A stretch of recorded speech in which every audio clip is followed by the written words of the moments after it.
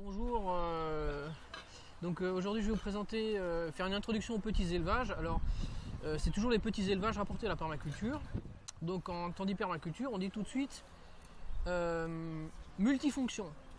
Donc on ne va pas de préférence vers les élevages monofonctionnels, on va dire qui rapportent que de la viande ou qui font que tondre l'herbe ou que de la laine.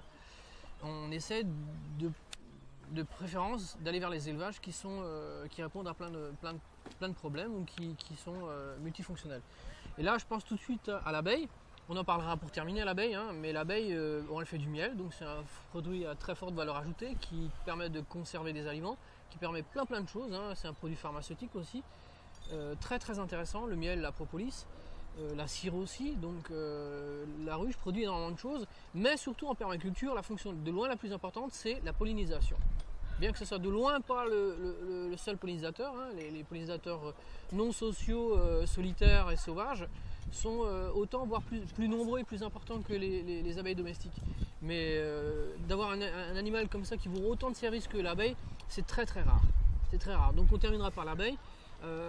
Avant, je pense moi à la poule. Donc la poule, comme vous le savez, fait des œufs. Pour les carnivores, elle fait de la viande aussi et des poussins pour ceux qui mangent les poussins. Moi, ça ne me viendrait pas l'idée de manger un poussin. Mais donc ça peut faire déjà deux choses très intéressantes. Mais pour nous, la poule fait deux choses presque encore plus intéressantes que des œufs. D'abord, elle produit des matières fortement azotées qui servent donc d'engrais pour les cultures où on ne peut pas mettre de plantes fixatrices d'azote, donc tout ce qui est liliacé par exemple. Vous pouvez fertiliser avec des fientes de poule, ça c'est très intéressant.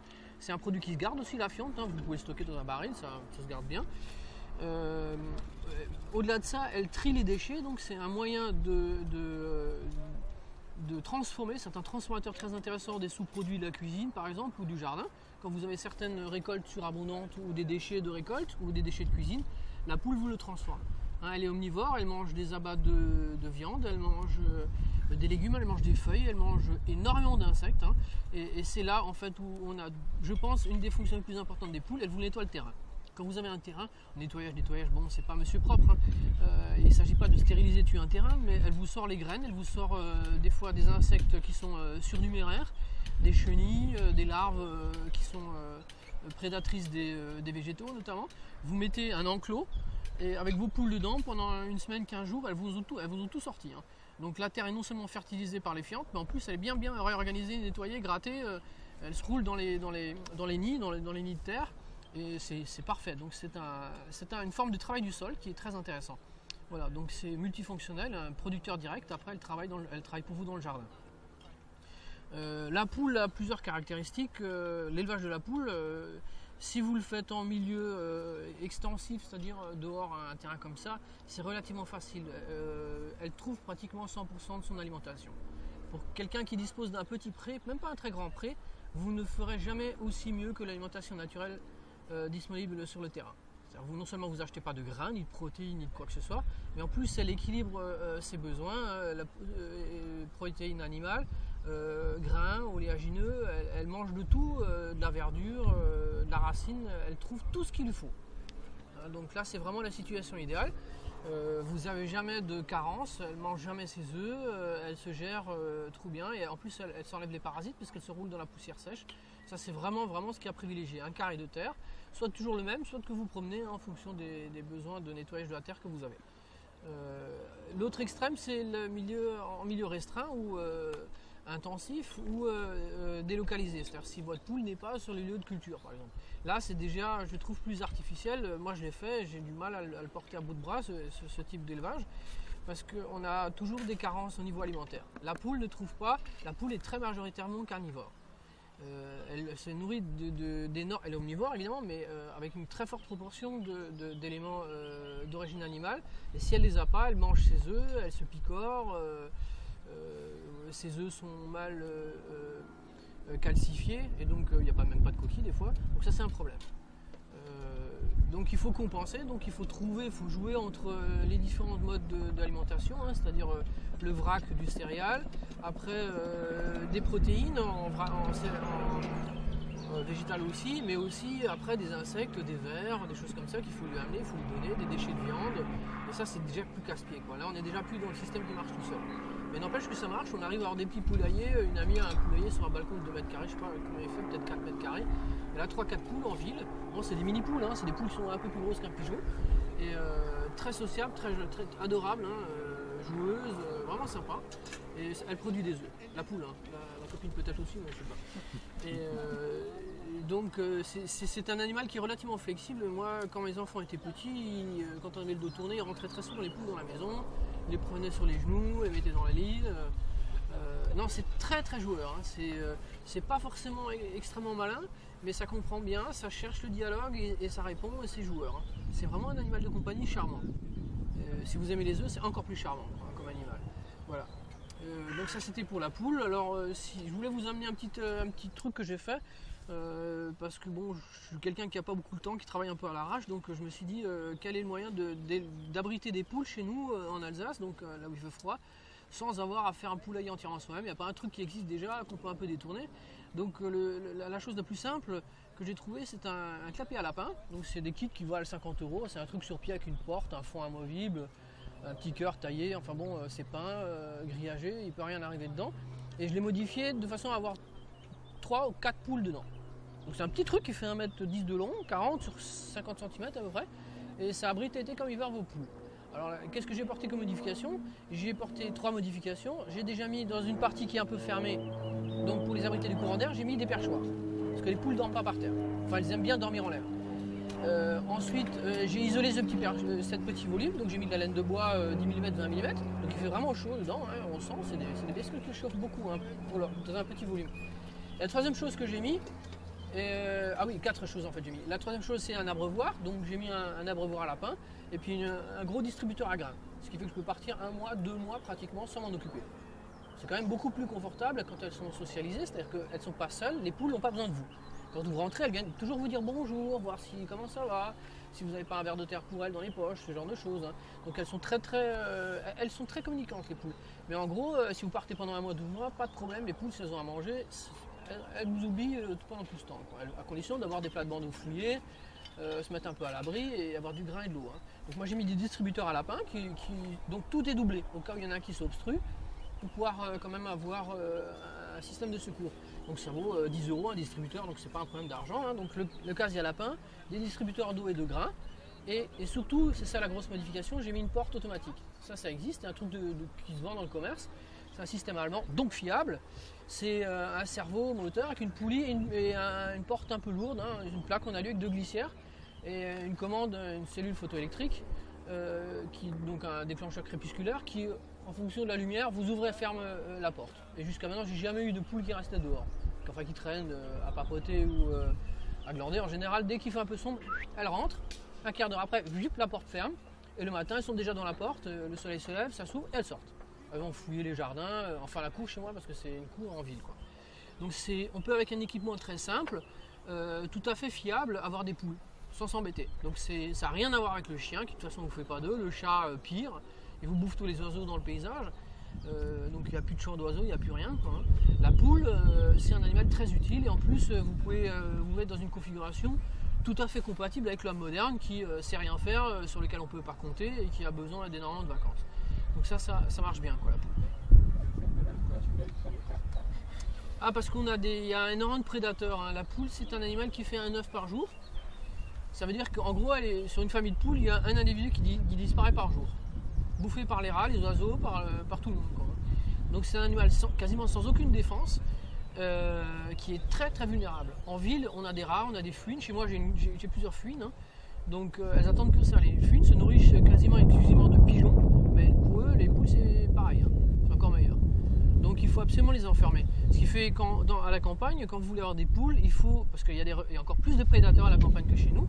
Le prédateur principal, c'est le renard, et lui, il est encore plus malin que les fouines et les martres. Il faut grillager le fond. Donc quand vous faites même un poulailler par exemple en milieu extérieur comme ça, il faut que le fond soit inaccessible pour ces prédateurs. Il y a 2 méthodes, soit on retourne le grillage et on l'enterre, soit on descend le grillage sous 50 cm et on mélange à la terre du verre pilé. Donc les grenards, quand ils viennent, ils grattent, à un moment ils arrêtent de gratter, hein. C'est tout. Non mais il n'y a pas d'autre. Quand la femelle renard met bas, elle a besoin d'énormément de protéines. Et elle est prête à tout pour bouffer vos poules, hein. C'est comme ça chez beaucoup de femelles, hein. Les femelles parturiantes sont très demandeuses de ce genre de trucs. Hein. Vous avez ça chez les guêpes, vous avez ça chez plein de trucs. Elles résistent pas. Leur job, c'est de bouffer tout ce qui bouge, quoi, hein. Donc les renards, c'est effroyable. C'est très dur de garder du gibier si c'est mal gardé, hein. Je te donne 15 jours, il n'y en a plus. Une question? Juste pour info, on avait 2 poulaillers, on a arrêté à cause des prédateurs. Il y a quelqu'un de la ville de Strasbourg en ville, donc pour la protection des renards et éviter que les renards ne passent. Elle nous a donné un tuyau simple, le grillage, le poulailler d'un côté et la nature de l'autre. À l'extérieur, donc contre le grillage, et surtout disposer des tuiles le long de ce grillage et ils passent pas. Ils n'arrivent pas à gratter? Et puis effectivement, quand on a mis ça, ils passaient plus dessus. Bon, je savais pas, c'est plus malin que le verre plié. Donc je résume. Donc au pied du grillage, une couverture au sol en tuile. Oui, c'est logique parce qu'il n'arrive pas à gratter et je pense qu'il ne sait pas. Il pense que c'est une dalle béton ou autre et lui il n'arrive pas à anticiper la difficulté donc il laisse tomber. C'est une bonne idée parce que le verre pilé, tôt ou tard, vous le payez ce truc-là et ça ne s'altère pas, quoi. Bon, bonne idée, je connaissais pas, merci pour le tuyau. Voilà, donc les poules, hein, en site rural ou en site urbain, c'est pas du tout la même config, hein. En parcours libre, le soir, il faut aussi avoir un enclos où elles rentrent et où elles sont inattaquables. C'est surtout le soir, hein. Et dans certains endroits, il faut même couvrir le parcours libre en partie supérieure à cause des rapaces, hein. On a plein de rapaces qui se nourrissent de poules. Donc on les voit, les poules, à un moment, elles ont la tête penchée, elles se mettent à courir. Et elles ont la tête penchée parce qu'elles regardent avec un œil de côté, elles n'arrivent pas à voir le dessus, hein, par le dessus. Donc en fait, elles se déplacent comme ça, elles surveillent quasiment 80% du danger des poules vient de l'air. Donc très souvent les poules regardent en l'air, hein. Très souvent parce qu'elles regardent s'il y a des oiseaux prédateurs. Une question? Oui, pour les tuiles, donc on les pose juste au pied du Je pense que tu les couves, tu fais une... Si le grillage il est là, ouais. Les tuiles sont disposées non pas dans la longueur mais dans la largeur, l'une emboîtée dans l'autre. D'accord, ça marche. Il faut faire un parterre de tuiles, quoi, hein. Ok, ça Comme marche. sur le toit, tu mets une couverture par Ok, ça terre. marche. Et tout le monde va dire ah, ça sert à quoi de mettre des tuiles par terre, c'est con. Bref. Voilà. Donc je continue, donc l'élevage des poules, pour moi c'est vraiment avec l'abeille de loin le plus intéressant, le plus facile aussi et le plus gratifiant. Alors petite nuance, si vous prenez des petites poules, les petites poules ont la caractéristique d'être extrêmement bonnes mères, contrairement aux grandes poules qui ne sont pas toujours des bonnes mères. Donc pour couver, vous avez un taux de succès beaucoup plus important avec les petites poules, les poules naines. Et surtout les poules naines produisent toute l'année. Alors que les grandes poules en période froide s'arrêtent. Donc là il faut acheter des œufs, quoi, des œufs de vigne ou de batterie, là c'est moins rigolo. Donc les petites poules font des petits œufs. Voilà. Moi accessoirement j'avais dans les volailles, j'avais beaucoup. Ce que je préfère aux poules, c'est les cailles. Mais les cailles c'est beaucoup plus difficile à voir parce que c'est un animal qui est nettement moins sociable. Il venait vers ma fille mais pas vers moi. J'ai une fille qui est comme mes deux filles, comme tous les parents, ils ont des enfants extraordinaires, mais moi je trouve qu'elles sont particulièrement extraordinaires, mes filles. J'en ai une qui arrivait à avoir un super contact avec les oiseaux, hein. Elle arrivait à les approcher alors que moi elle me fuyait, alors que j'avais pas trop de mal avec les oiseaux. Et donc en fonction du rapport que vous avez, on va dire de ce que vous émettez comme onde, hein, c'est-à-dire qu'elles sentent, les animaux sentent les émotions. Je pense que ma fille est une personne très bonne, très calme, et ça les animaux doivent le sentir, hein. Et donc les animaux se laissaient prendre, c'est incroyable, hein, c'est parce que c'est vraiment des animaux sauvages les cailles, hein. C'est pas comme les poules. Donc j'ai eu des cailles pour deux raisons, déjà parce que les gens les voient pas, ils pensent que c'est un caillou par terre, parce que la caille ne bouge pas, quand elle arrive elle bouge pas, elle se terre, elle bouge pas. Et donc c'est un couleur de sol et les gens les voient pas. Il y avait toujours des cailles chez moi et ça posait aucun problème, jusqu'à ce qu'on me dise ah il y a des poules. Les gens ne savent pas, connaissent pas la différence entre une poule et une caille, et surtout parce que l'œuf de caille est bien meilleur que l'œuf de poule, gustativement, hein. C'est tout. Je trouve que c'est extraordinaire, hein. Mais elle ne vous rend pas les mêmes services, et surtout la deuxième année elle part. Comme beaucoup d'espèces, elle évolue, tant qu'elle est immature, tant que c'est une adolescente, une jeune, vous faites ce que vous voulez avec elle, hein, en gros elle vous fait confiance, elle a peur, vous gueulez, elle a peur. Une fois qu'elle est adulte, elle ne se laisse plus faire. Et donc vous n'arrivez plus à la retenir, et donc et moi comme je les retenais pas, en fait la deuxième année elle s'envolait. Je les laissais s'envoler, hein, donc je les voyais, il y en a une qui partait, une semaine après une deuxième, et après le troisième jour il n'y a plus personne, quoi. Donc j'en rachetais de nouvelles, et puis ça recommençait le cycle. Tant qu'elles étaient jeunes, on pouvait faire avec ce qu'elles voulaient, donc on les câlinait, on jouait avec, on leur montrait des tas de trucs, hein. Mais une fois qu'elles étaient adultes, elles étaient irascibles, un peu comme les adultes, hein. C'est-à-dire qu'elles savent ce qu'elles veulent. Les adultes sont complets, ont leur caractère et surtout leurs objectifs qui ne sont pas forcément les vôtres. C'est la reproduction, la migration. Et là, vous ne pouvez rien faire dans un élevage, ça fait des animaux malheureux. Contrairement à la poule qui s'en fout, la poule s'en contrefou. Moins elle bosse, mieux c'est, quoi. Tandis que la caille, c'est un animal qui ressent l'appel de la migration, hein, d'Afrique du Nord, je ne sais pas où elles vont. Et donc celle-là, vous le sentez, hein, elle est malheureuse, hein, elle tourne en cours, elle se cogne dans la cage et c'est pas sympa. c'est plus sympa du tout et donc j'ai du mal à en avoir, bien que l'œuf de caille est extraordinaire au niveau goût, il est bien meilleur. Voilà, donc ça c'était les petits élevages de volatiles. Le lapin c'est beaucoup plus facile, mais ça a une pompe à deux et il faut les aiguiller, donc il ne faut pas s'attacher au lapin. Le lapin a ça d'intéressant, c'est qu'il mange des végétaux. Donc le rendement est beaucoup plus intéressant si vous êtes carnivore que la poule, puisqu'en fait vous le nourrissez avec du végétal, alors que la poule il faut toujours un peu de matière animale. Et donc c'est un transformateur beaucoup plus intéressant. Ça vous fait de la fourrure, une des fourrures les plus extraordinaires si vous aimez tanner. Hein. Je pense que c'est vraiment un plus. Il faut juste avoir envie de zigouiller les bestioles. C'est pas forcément un problème si vous savez tuer un poisson, hein. C'est à peu près les rongeurs, c'est pas des malins, surtout les lapins. Mais moi c'est pas mon credo de zigouiller les bestioles. Hein. Les poules quand elles mouraient je les ai jamais mangées. Quoi. On leur faisait un petit cercueil, on les enterrait et on sait où elles sont mortes, on ne peut pas les manger. Hein. Quand vous les avez câlinées pendant des années. Et c'est des amis, hein, ça devient. Quand vous revenez après 2 mois d'absence, elles viennent vous voir, elles font la fête presque pendant une journée. Hein. Elles ne vous le lâchent pas. Hein. Donc c'est un animal comme le cochon qui est très attachant. Le cochon c'est encore une autre chose. Le cochon c'est pas un petit élevage, donc j'en parlerai pas aujourd'hui. Donc ça c'est les principaux élevages, volatiles, lapins, et puis on va passer à l'abeille. Une question? Ouais, si tu as tes 3 petites poules dans un papier, Ouais. tu dois construire un enclos de combien autour? Alors pour vous donner, ça dépend du niveau de réponse que tu vas avoir. Par exemple pour les cailles, c'est 36 cailles au mètre carré. Pour la poule, je sais pas combien c'est 40 poules au mètre carré. Ça dépend ce que tu veux quoi. Si tu veux. Ah ouais, pour qu'elle soit bien. Quoi. Ah, pour que ce soit. La verdure et tout. Non mais rendez compte, hein, les cailles, ils mettent 30 cailles sur une carré comme ça. 30 cailles. Et 40 poules sur un mètre carré. Ouais non mais les mecs c'est pas leur problème, ils s'en foutent. Hein. Elles grossissent bien et après ils les zigouillent quoi. C'est pas leur problème le bien-être. Hein. Ils coupent le bec, tu coupes les pattes, les becs, c'est cool quoi. Elle bouge plus la poule est tranquille quoi. Voilà donc pour qu'elle soit bien, moi j'ai envie de dire les miennes avec les 3 il faut. Mais la nuit ça tient dans un petit truc comme ça. On peut pas rentrer plus que 3 ou 4 poules dans un tout petit truc comme ça. Hein. Elles rentrent, elles sortent, elles font la bringue, pas possible. Elles se picorent pas, elles se tapent pas dessus, ça va vraiment bien. Par contre après il faut qu'elles aillent sortir automatiquement. Je pense qu'il faut au moins 10 mètres carrés. Et que ce soit une dalle béton, c'est ce que j'ai chez moi. Hein. Leur jardin c'est une dalle béton. Avec des plates-bandes dans les bords. Sur les bords, c'est pas beaucoup, mais ça leur suffit pour gratter, trouver des vers. Comme je balance mes déchets dans les plates-bandes, les gens ne le voient pas, hein, puisque c'est sous les végétaux. C'est très riche en vers. Et alors là, elles grattent, elles se mettent au frais, le ventre en l'air, et comme ça, les pattes dans tous les sens. Et là, c'est vraiment bien. Il faut avoir des endroits un peu fouillis. Un compost ou un truc comme ça, quoi.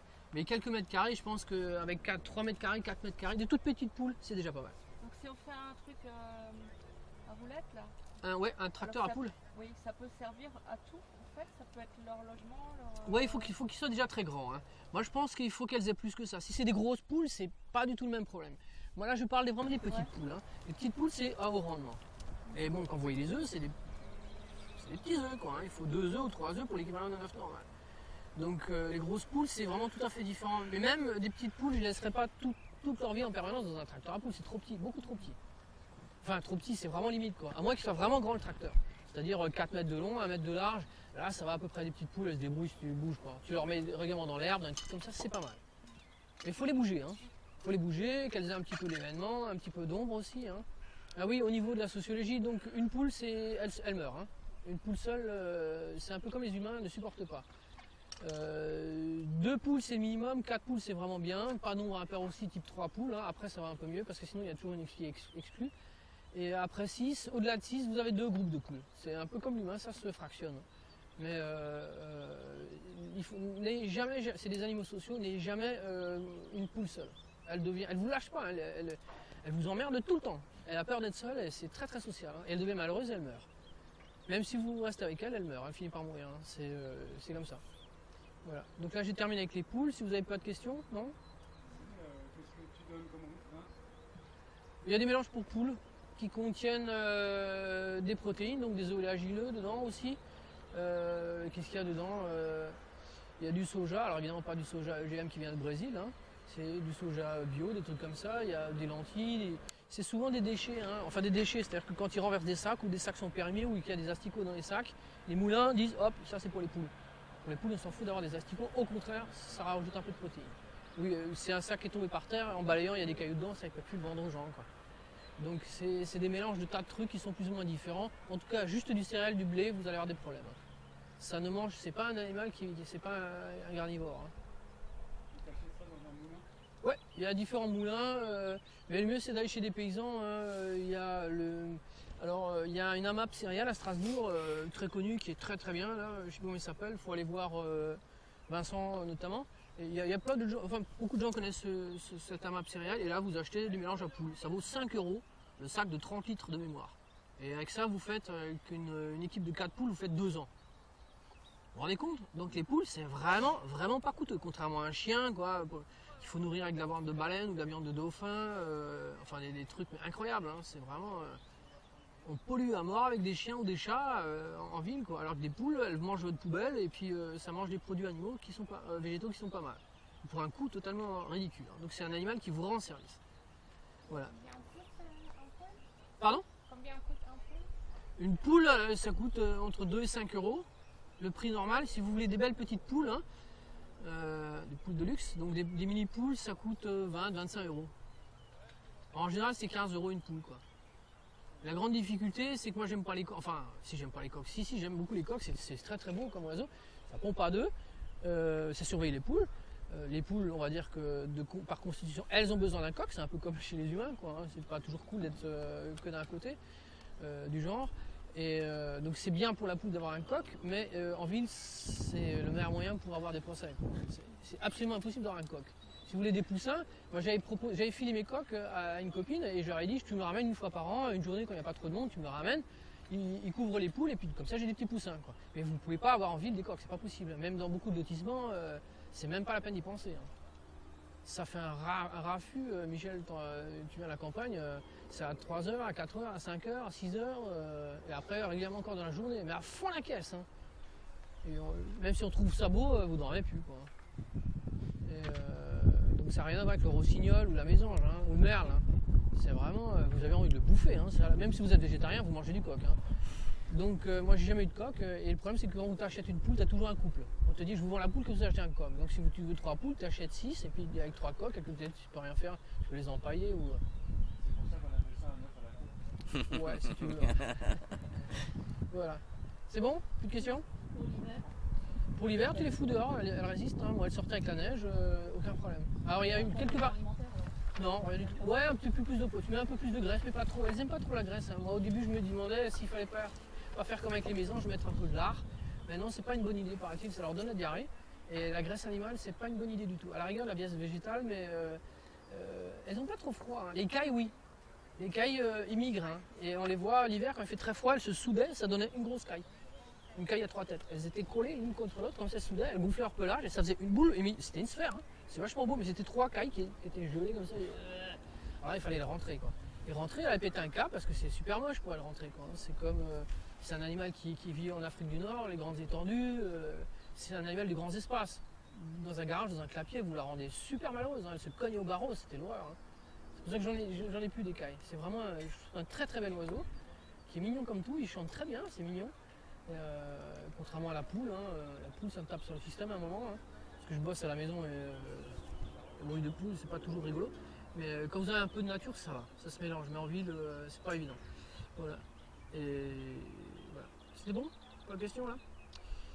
Voilà, donc on passe à l'élevage des abeilles. Donc les abeilles, alors là il y a deux courants, on va faire court, c'est pas de l'apiculture ce que je vais vous présenter. L'apiculture c'est une technique en fait, c'est pas une science, hein, c'est une technique on va dire séculaire. Ça fait quand même depuis très longtemps que l'homme est attiré par les matières sucrées, donc les abeilles.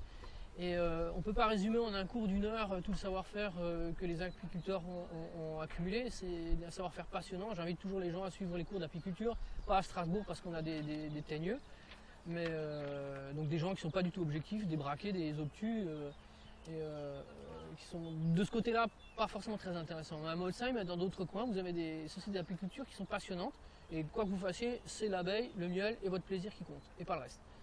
Donc je vous invite toujours moi à suivre des cours d'apiculture, c'est souvent gratuit, quasiment gratuit, hein, et on apprend beaucoup de choses. Alors ici c'est une technique qui a été développée par l'abbé Varret, c'est un abbé donc un homme d'église au 18e il me semble, non en 1800, qui voulait simplement nourrir le peuple. Donc il s'est dit, il y a énormément de gens qui crèvent la dalle, il faut de la nourriture riche, donc le miel fait partie de la nourriture riche, très nourrissante, hein, c'est comme les dattes, les figues, c'est une nourriture très très intéressante. Mais ces gens n'ont pas d'argent, ne savent pas lire et surtout ils n'écoutent pas, ils s'en foutent, quoi. Donc il faut un truc simple, raide qui marche toujours. Et donc il a inventé la ruche varée, donc de son nom. C'est une ruche, en fait c'est un terme de ruche, c'est pas une ruche, c'est une boîte vide. C'est une boîte vide dans laquelle les abeilles font tout. Et donc, pour résumer, pas besoin d'un savoir particulier pour conduire ces ruches, pas besoin d'argent non plus. Nous on les fabrique à 4 planches qui sont clouées, ici on les visse, hein, mais c'est 4 planches de bois qui est non traité, donc même pas besoin de le peindre, et il pourrit pas, contrairement aux ruches d'Adam et toutes les autres qui sont faites en sapin, donc pourrissables. Ça c'est du bois totalement imputricible, du mélèze, d'origine locale, hein, qui vient pas de Sibérie. Et donc c'est des caisses, en gros des caisses vides qu'on met dehors, on met un seau d'abeilles dedans, vous fermez, elles s'installent dedans, et puis si vous avez un peu de chance, une année sur deux, vous avez du miel. J'ai bien dit une année sur deux. C'est bien là notre différence, c'est-à-dire, je dis bien qu'on ne travaille pas, on ne fout rien, mais la condition c'est que si ça ne va pas très bien, ou si ça SM, ou si c'est en déclin, votre peuple, ben, vous n'avez pas de miel. Hein, donc ça, il faut l'accepter. Moi je soutiens Mordicus que ça produit beaucoup plus une d'Adam, parce que je décompose en tâches élémentaires donc le travail de l'apiculteur, et là ça produit nettement plus de miel. Parce que ce qui coûte cher, c'est pas le matériel. Hein. Une ruche comme ça, moi j'arrive à les faire à 20 € ou 30 €. Parce que c'est des déchets de bois, fissurés, des vieux clous, mais pas avec des poignées, hein, un peu plus moche, sans vitre, sans rien. Je les sors à 20 €, 20, 30 €. Ça pourrit pas, ça se nettoie pas au feu, il n'y a rien à repeindre. Donc c'est pas la ruche qui coûte cher, c'est le travail de l'apiculteur. Je parle pas de ceux qui bossent au black hein, ou qui comptent pas leurs heures. Mais les apiculteurs bossent comme au siècle dernier. Là, on avait des familles de 20 gosses, des pépés mémés aussi qui foutaient rien à la maison, auxquels on pouvait dire bah, tu vas faire ci et ça, et tout l'hiver ils travaillaient. On n'est plus à ce siècle-là, les gens ne veulent plus rien faire, ne savent plus rien faire, et quand on leur dit bah, tout l'hiver tu vas travailler pour refaire tes ruches, et bah, maintenant ça va pas ou quoi, ça coûte beaucoup moins cher d'acheter son miel, je peux vous dire. Et donc ça c'est l'inverse, on fait rien et on a moins de miel. Donc l'astuce c'est d'avoir 2 fois plus de ruches. Donc les gens qui disent j'ai une ruche, je vais avoir du miel, pas avec ce modèle-là. Moi je vous conseille 3 à 4 ruches et là vous avez du miel. 3 à 4 ruches, parce que sur les 3 ruches, il y en a une qui bombe, qui porte beaucoup, il y en a une qui est à moitié crevée, il y en a une qui vient d'essaimer, et il y en a une qui fout rien. On ne sait pas pourquoi, mais elle fout rien. Et il n'y en a qu'une qui est blindée de miel. Moi j'en avais une comme ça, c'est une ruche à 3 étages, j'en avais une qui faisait 7 étages. Et il y en avait 3 ou 4 de miel. Hein, et le 4e de miel, j'ai pris encore là maintenant, il est plein. Hein. Vraiment plein, donc ça fait sur 17 kg une hausse, vous pouvez garder, vous avez 40 ou 50 ou 60 kg avec une seule ruche. Quoi, hein. En foutant rien. Alors que tous les autres passent tout le temps au tiroir caisse, parce qu'il faut acheter tous les 3 ans, il faut renouveler tous les cadres, donc c'est des ouvrages de menuiserie, des cadres en bois, il faut mettre des feuilles de cire gaufrées, donc de la cire polluée qui est très vieille, qui accumule les pesticides, donc qui tue les abeilles. Ensuite, il faut tendre des câbles d'inox pour rigidifier et tenir cette feuille d'inox, hein. Donc il faut les tendre, c'est comme une guitare, il faut vraiment bien le tendre, si c'est mal fait, ça marche pas bien. Donc il faut se cogner ce boulot là tout l'hiver, et même quand c'est bien fait, il faut le traiter, parce que quand c'est vide, il y a des mites qui se mettent dedans et qui bouffent le tout. Donc il faut sortir l'intérieur, le mettre dans des armoires spéciales et après le remettre dedans. Et même une fois que vous avez terminé ça, à supposer que ça s'est bien passé, quand vous avez du miel, à supposer que vous en ayez, il faut acheter une grande centrifugeuse qui coûte 500 € ou 800 € suivant le modèle et qui fout rien toute l'année dans votre cave. Hein, donc on dit qu'une ruche varée, il faut, quand vous l'achetez, hein, pas dans mon cas de figure, il faut 200 € de matériel avec la combinaison, tous les. Pour moi ça revient, je peux faire le calcul, pour moi pas ce modèle de ruche, ce modèle de ruche vaut 80 €, pas 30 €. 30 € on va dire la ruche, 50 € les équipements, je sais pas combien ça vaut, je crois que ça vaut 30 € une veste aussi, hein, 35 €, des gants 15 €, hop ça fait 80 €, qu'est-ce qu'il faut une passoire, la passoire elle est chère, vaut 5 €, ça fait 130 €, un couteau de cuisine, vous l'empruntez à votre femme quand elle n'est pas là, un rayon de vélo, vous lui piquez un rayon de vélo quand elle n'est pas là, qu'est-ce qu'il faut encore, c'est tout, et des casseroles, les casseroles piquez aussi à votre femme quand elle n'est pas là. Et donc on va dire 130 € une ruche, alors que pour une badance c'est 900 € une ruche. Hein. Alors qu'on ne dise pas de conneries. Hein. Il ne faut pas écouter le discours des apiculteurs, il faut regarder ce qu'ils font. Ils passent tout l'hiver à bosser, ils ont plein de machines qu'il faut nettoyer, stocker, entreposer, traiter et compagnie. Il faut arrêter de raconter des conneries. La ruche industrielle coûte la peau des fesses. Elle rapporte 2 fois plus, mais coûte la peau des fesses. Ça, si pour le même argent vous en avez 2 fois plus, vous faites toujours rien. Donc c'est pas du tout le même rapport à la nature. Donc je vais commencer la présentation de la ruche elle-même. Donc comme dit, ça c'est une ruche pour des gens qui savent rien faire, qui savent pas lire, pas écrire et qui n'ont jamais le temps. Donc c'est une boîte vide. On commence par un couvercle qui protège de la pluie. Comme vous voyez, le couvercle est débordant. Dans l'industrie, quand on vend un couvercle de ruche, il est à ras. Parce que ce qu'on veut, c'est que l'eau dégouline et mouille tout le bois pour qu'il pourrisse. Surtout que c'est du bois pourrissable qu'on vous vend. Hein, ça c'est une ruche d'architecte. Donc je suis architecte de métier. Je mets un toit qui déborde. Hein, quand l'eau coule dessus, ça ne mouille pas la ruche. Même si le bois est imputricible, ça ne mouille pas la ruche. C'est pour ça qu'on prend un toit trop grand. C'est pas parce que j'ai pas d'argent que je me suis trompé, on prend un grand toit. On met un gros caillou dessus, là je n'en ai pas amené, parce que j'avais assez de trucs comme ça. Donc un toit dessus, un gros caillou ou un pavé en béton ou n'importe quoi, pour éviter que le vent emporte ça. Donc ça vaut 7 €, c'est un toit de ruche industrielle. En dessous, on a 2 petits bouts de bois pour bien décoller la ruche. Et la ruche, en fait, c'est des éléments tubulaires creux. C'est juste des tubes. Au-dessus et en dessous, on a à peu près le même élément. C'est un élément tubulaire fermé avec un grillage inox pour que les rats, les souris ne rentrent pas dedans en hiver. Parce qu'en hiver, c'est des animaux à sang froid, les abeilles, mais ne peuvent pas se défendre. Donc elles sont engobées dans le miel et les souris arrivent, mangent des protéines animales, les abeilles, et le miel. Elles sont super contentes. Donc là, c'est comme une banque, il faut savoir le protéger des prédateurs. Donc au-dessus et en dessous, c'est fermé avec un grillage inox. Inox parce qu'on travaille avec des acides de temps en temps et ça fait rouiller la chose. Mais sinon, vous pouvez prendre un grillage aussi en galva si vous ne traitez pas du tout. Donc c'est un élément tubulaire. En haut et en bas, c'est fermé. Et c'est comme une cabine de douche. Donc ça s'appelle le coussin. Le coussin parce qu'on le remplit de feuilles mortes en hiver pour isoler l'eau. Après, on a un grillage sale. C'est en fait un grillage qui est garni de propolis. Et je peux vous faire passer. Donc c'est le dessus. Parce qu'en hiver, donc comme c'est une cheminée, en hiver, les abeilles colmatent le tout et le ferment pour que la chaleur ne sorte pas. En hiver, elles l'ouvrent pour leur colère circule et qu'elles puissent sécher le nectar. Le nectar arrive avec 60-70% d'eau. Donc il est fermenticible et c'est plus d'eau qu'autre chose. Et pour qu'il se conserve, elle le ventile, le miel, donc le nectar, et le transforme lentement en miel. Et quand il arrive à 17% d'eau, il est stable.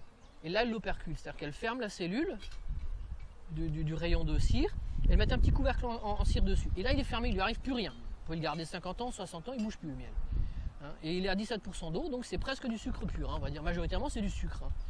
Et donc, elle ventile énormément le nectar qui est dedans, qu'elle remplisse des alvéoles, elle ventile. Et quand vous arrivez même des fois à 20 mètres, à 20 mètres, vous sentez la ruche. Quand vous êtes sous le vent là, oh, ça sent le miel, c'est terrible. Ça sent fort le miel. Et donc, ces grillages là servent simplement à une régulation automatique par les abeilles. Hiver fermé pour que l'air chaud reste dedans. Été ouvert pour que l'air qui rentre par le dessous de la ruche ressorte au-dessus. Ça, c'est le grillage à propolis. Et le trou, après, je vous explique pourquoi, mais vous pouvez le faire passer. Vous pouvez le sentir, n'hésitez pas à le sentir. Pardon? Ouais. Non, tu laisses tout le temps et les abeilles ouvrent, elles enlèvent la propolis. N'hésitez pas à mettre votre nez dessus, c'est de la propolis, c'est la résine d'arbre. Ça, c'est 80% de résine d'arbre. Et c'est un médicament, je pense encore plus important que le miel, la propolis. J'expliquerai le trou après. Là, c'est juste pour que vous sentiez, vous touchiez. Là, j'avais prêté à une amie et l'amie m'a dit: oh, je suis désolé, j'ai pas eu le temps de le nettoyer, je te le rends comme ça. Je dis: super, t'en fais pas et tout. Et c'était plein de propolis. Moi, je récolte avant tout le propolis. On fait des médicaments, on fait plein de choses avec le propolis. C'est un produit extraordinaire. Mais on va pas parler des produits de la ruche, on parlera une autre fois si vous voulez. Et donc ça, c'est le grillage sale sur le dessus. Et donc il est en plastique malheureusement, mais on ne peut pas le remplacer parce que si on met une plaque, elle vous le soude complètement. Déjà ça peut pas être thermorégulé, on ne peut pas l'ouvrir et le fermer, la plaque. Et surtout une fois qu'elle vous le bien soudé, quand vous l'arrachez, ça vous arrache le bois, ça arrache tout. Et surtout c'est super violent, il faut y aller au burin pour le décoller, quoi. Et si vous mettez du grillage, c'est super dur, vous n'arrivez pas à le prendre et le déchirer. Le plastique il se déforme et il se décolle bien. C'est pour ça qu'on a ce matériau là et ça remplit bien nos fonctions. Mais il est pas super durable parce qu'après quelques années il est vraiment abîmé. Et pour récolter la propolis, c'est tout simple. Quelqu'un a une idée comment on fait? Yes. C'est qui a répondu? Moi, tu le savais. Voilà. La propolis, c'est de la résine d'arbre. Donc, plus il fait chaud, plus ça colle. Ceux qui ont des enfants le savent. Et quand ils vont grimper dans les arbres, ils reviennent. Il y a des taches partout sur les fringues. C'est énorme. Vous mettez le truc au congélateur, ça durcit. Et là, ça casse comme du verre. Il suffit de plier un peu le textile. Il ne reste plus rien dedans. Donc, c'est un matériau très facile à récupérer. Après, il faut le traiter. Ça se traite simplement. Il faut prendre de l'alcool à 90 ou 99 degrés. Vous le dissolvez, dans un tout petit peu d'alcool, vous mettez un pot entier de propolis dissolu. Et du coup, ça vous donne la propolis très concentrée, pas comme dans le commerce. Dans le commerce, ils vous donnent de l'alcool aromatisé à la propolis. C'est pas la même chose. Ça, c'est 85% de résine d'arbre et le reste, c'est que des matières précieuses. Mais même la résine d'arbre est très intéressante.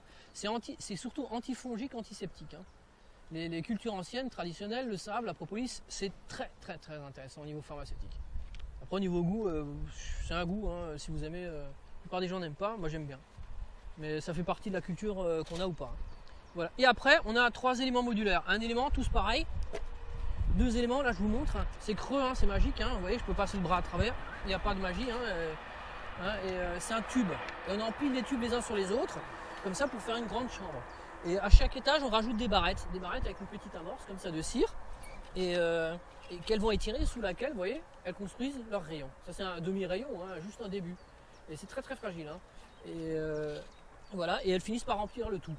Et donc ça fait, si on mettait 10 étages ou 7 étages, elles vous remplissent ou pas tous ces étages. Quoi. Vous les empilez, ces éléments tubulaires, hein, modulaires. C'est pour ça qu'on appelle ça une ruche modulable. Et le fond. Le fond, c'est la même chose que le coussin, et il a juste un décaissé là. Hein, donc quand on empile la hausse supérieure, là c'est fermé, là c'est fermé, là c'est fermé, et là, ça laisse juste un espace de 8 mm d'épaisseur. C'est l'espace qu'il faut pour laisser rentrer les abeilles, les bourdons, donc les mâles, les faux bourdons plutôt, les mâles des abeilles, mais pas les autres intrus comme les escargots, les hannetons, les prédateurs. Parce qu'il y a pas mal de prédateurs, les lézards, les souris et les rats. Là, ils n'arrivent pas à rentrer dedans. Donc c'est une porte spéciale pour abeilles. Hein. Donc vous voyez le fond, il n'y a pas de truc aussi, c'est ouvert. La ruche est ouverte tout le temps, toute l'année en partie basse. C'est très important. Parce que l'abeille ne craint pas le froid, elle craint l'humidité. Ce qui la tue, c'est le froid. Elle est très très bien équipée quand il fait moins 20, moins 25. Chez nous, elle supporte. Il n'y a pas de mortalité particulière. Par contre, si vous la confinez comme on fait dans une ruche normale, hein, entièrement fermée avec les portes closes partout, c'est pas très malin dedans. Hein, parce que de toute façon, on le voit, le fond des ruches traditionnelles, là, dans les Angstrouilles alsaciennes, est pourri après quelques années. Il est pourri. Les gars changent les fonds, ils sont vermoulus parce que ça coule tout le temps et ça pourrit. Qui dit bois pourri par l'humidité dit abeille malade et contaminé tout le temps par des champignons. Mais ça, ils s'en foutent. Le problème de l'apiculteur, c'est de se faire du fric ou du miel. Pas toujours, évidemment. Hein. Mais quand on regarde la ruche, c'est ça ce qu'on lit. Si on se dit merde, c'est pour les abeilles, on l'a fait comme dans un tronc déjà, et on l'a fait pour lui faciliter le travail de séchage du miel. L'abeille rentre 130 kg de matière, je crois. Elle consomme 130 kg de matière. Il y a de l'eau, il y a du pollen, il y a du miel. Et elle consomme sur 20 ou 30 kg de miel que vous prenez, elle consomme 70 kg de miel, 80 kg de miel, juste pour élever ses larves. Sur ces, on va dire, sur 80 kg de miel qu'elle rentre, on va dire qu'il faut multiplier par 2 ou par 3, hein, 2,5, puisque quand il rentre, il est mélangé à de l'eau. C'est du nectar. Donc c'est comme si elle vous rentrait, je sais pas, rapidement, 150-200 kg par ruche de nectar, pour ne garder que 80. Tout le reste, c'est de l'eau qu'il faut évaporer. Donc une ruche, il ne faudrait pas appeler ça une ruche, mais un évaporateur. Et quand on dit évaporateur, jamais, jamais vous achetez une ruche industrielle. Jamais. Mais absolument jamais. Pour le bien-être, pour la santé des abeilles, mais aussi pour leur faciliter le travail. Si vous voulez leur pourrir la santé, achetez une ruche d'Adam, une Angstrouille, il n'y a rien de mieux. C'est fermé partout, les mecs sont super contents, mais même les alsaciennes, elles sont fermées du mauvais côté, parce que c'est des rayons comme ça transversaux, il y a juste le cul qui est ouvert. Ça, pour ventiler, c'est pas terrible. C'est vrai que les abeilles, y arrivent quand même. Dans un arbre aussi, elles y arrivent. Hein. Quand elles ont cassé un trou comme ça, elles arrivent à faire rentrer l'air, le ventiler, ressortir. Ça marche. Mais si vous voulez vous configurer dans une situation d'élevage, on va dire de haut rendement, bonne protection, ou de protection de l'abeille, comme c'est actuellement le cas, parce qu'elles ont beaucoup de maladies, jamais, pour celui qui a un peu de bon sens, jamais vous achetez une ruche industrielle. Vous achetez ces ruches hautes. Hein. Il n'y a pas que le modèle Varé, il y en a d'autres à cadre, mais ça c'est une ruche sans rien du tout. Mais vous achetez pas des ruches industrielles. Voilà. Donc ça c'était pour le bas, le fond grillagé, le haut grillagé, le grillage à propolis. Et maintenant la structure. Alors ça c'est la structure tubulaire. Alors sur ces ruches qu'on a, ça c'est des ruches de luxe pour bobos ou pour débutants. Parce que quand vous avez des invités, vous pouvez ouvrir, tac tac, vous montrez les abeilles dedans, vous ne faites pas piquer parce que c'est vert, c'est très bon. Moi au début j'avais que ça, j'en ai encore quelques-unes, mes ruches de débutants, maintenant j'ai plus que ça parce que j'ai plus ce genre de choses parce que ça coûte trop cher. Mais pour un débutant, c'est absolument magique. De voir tous les jours, même 10 fois par jour, vous pouvez voir vos abeilles, si elles sont levées, pas levées. De toute façon, elles travaillent jour et nuit. Hein. Mais vous voyez plein de choses, l'état des larves, la proportion des mâles, la saleté, l'hygiène, les maladies, s'il y a beaucoup de varroa, si ça moisit dedans, si ça pisse l'eau, s'il y a une mortalité, s'il y a des parasites dedans, s'il y a beaucoup de teigne. Vous voyez tout comme ça. Et sans ouvrir. C'est-à-dire que vous y allez, comme Maran là, ou en slip, il n'est plus là, mais vous pouvez y aller en slip carrément, puisqu'en fait c'est derrière, le trou de voile est de l'autre côté. Donc il n'y a aucune chance de vous faire piquer. Vous ouvrez doucement, hein, et c'est comme à la télé, à chaque étage il y a un programme. Hein. C'est chaque fois différent parce qu'en haut il y a du miel, au milieu il y a des œufs, en bas il y a encore autre chose. Et donc vous voyez toujours plein de choses et ça ne les dérange pas du tout les abeilles. Si vous ne tapez pas là contre chaque fois la ruche, hein. Donc vous voyez ça se présente comme ça. Attendez, je vais vous remonter, je la remonte à l'envers, hein. On va dire le trou de voile est là. Donc le trou de volet ici, et la configuration est la suivante, donc les volets sont à l'arrière, et là pour un débutant c'est très important. Déjà pour moi le plus important c'est pas tellement qu'il apprenne, c'est qu'il ait un retour sur son travail, une satisfaction, c'est-à-dire qu'il voit que ses abeilles sont bien là, elles n'ont pas de problème, ça le rassure, il voit qu'il a bien fait son boulot. Pour moi c'est le plus important, hein, qu'il ait vraiment le contact avec la bête. Et après évidemment qu'il sache si ça se passe bien ou si ça se passe mal. Donc là vous voyez à l'étage, vous ouvrez tout et vous avez Là on le voit bien, hein. Le rayon au-dessus, là vous le voyez pendouiller. Hein. Au début ça commence comme ça, c'est une boule noire, elles sont toutes agglomérées, puis après il y a un rayon qui vient, 2, 3, 4, 10, et après c'est plein, tout est plein. Voilà. Donc c'est comme une télé. Et moi j'avais ça pendant des années, donc j'ai un salon d'été, en fait c'est une terrasse qui est dans les toits, parce que j'ai pas de jardin. Donc j'ai fait un trou dans le toit, j'ai mis un plancher, et j'ai mis des divans qui sont là toute l'année dehors à l'extérieur. Donc quand il fait beau, il suffit de sortir et se mettre dehors. Et donc sur le bord de la terrasse, j'ai mis mes ruches comme ça, j'en avais toujours une ou deux. Bien la cocotte là. Et il y a toujours une ou deux avec le trou de vol là. Donc les abeilles sortent là derrière. Hein, pour bien comprendre le problème, le risque hein, de la ruche c'est comme un canon de fusil. Il y a un côté où il ne faut pas être. Hein, il y a toujours des gens qui mettent le canon à l'envers, qui tirent, bon bah ça pardonne pas, vous n'avez pas une deuxième chance. Quoi. La ruche c'est quasiment pareil. Parce que les abeilles sortent sans regarder et en fait elles vous cognent, tac, elles vous piquent. Une fois sur deux vous êtes piqué. Donc on se balade jamais devant le trou de vol.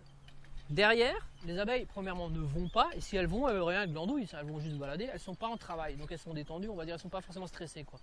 Si vous ne faites pas de bruit, hein, ou si vous n'avez pas d'odeur agressive, hein. Mais en général, derrière, il ne se passe rien. Moi, j'y vais toujours sans aucune protection derrière les ruches. Hein. Et vous voyez les torse nu, moi je suis toujours torse nu. Hein. Donc vous regardez, et là vous voyez tranquillement la vie, vous pouvez diagnostiquer votre essaim, vous pouvez voir ce qui se passe, et du coup vous avez beaucoup de plaisir, allez voir. Voir se reproduire, voir se reposer, voir consommer le miel. Vous voyez, à des moments, elles se déplacent lentement, elles ne sont pas stressées, elles font rien. Sur le bas, elles se baladent, hein, parce qu'il n'y a plus de pollen, il n'y a plus rien à faire, donc elles se baladent un petit peu, elles volent, elles sortent et tout. Et c'est vraiment un plaisir, hein, surtout qu'avec le temps, le ronflement des abeilles vous calme énormément. J'ai un copain qui dort à côté de ses abeilles.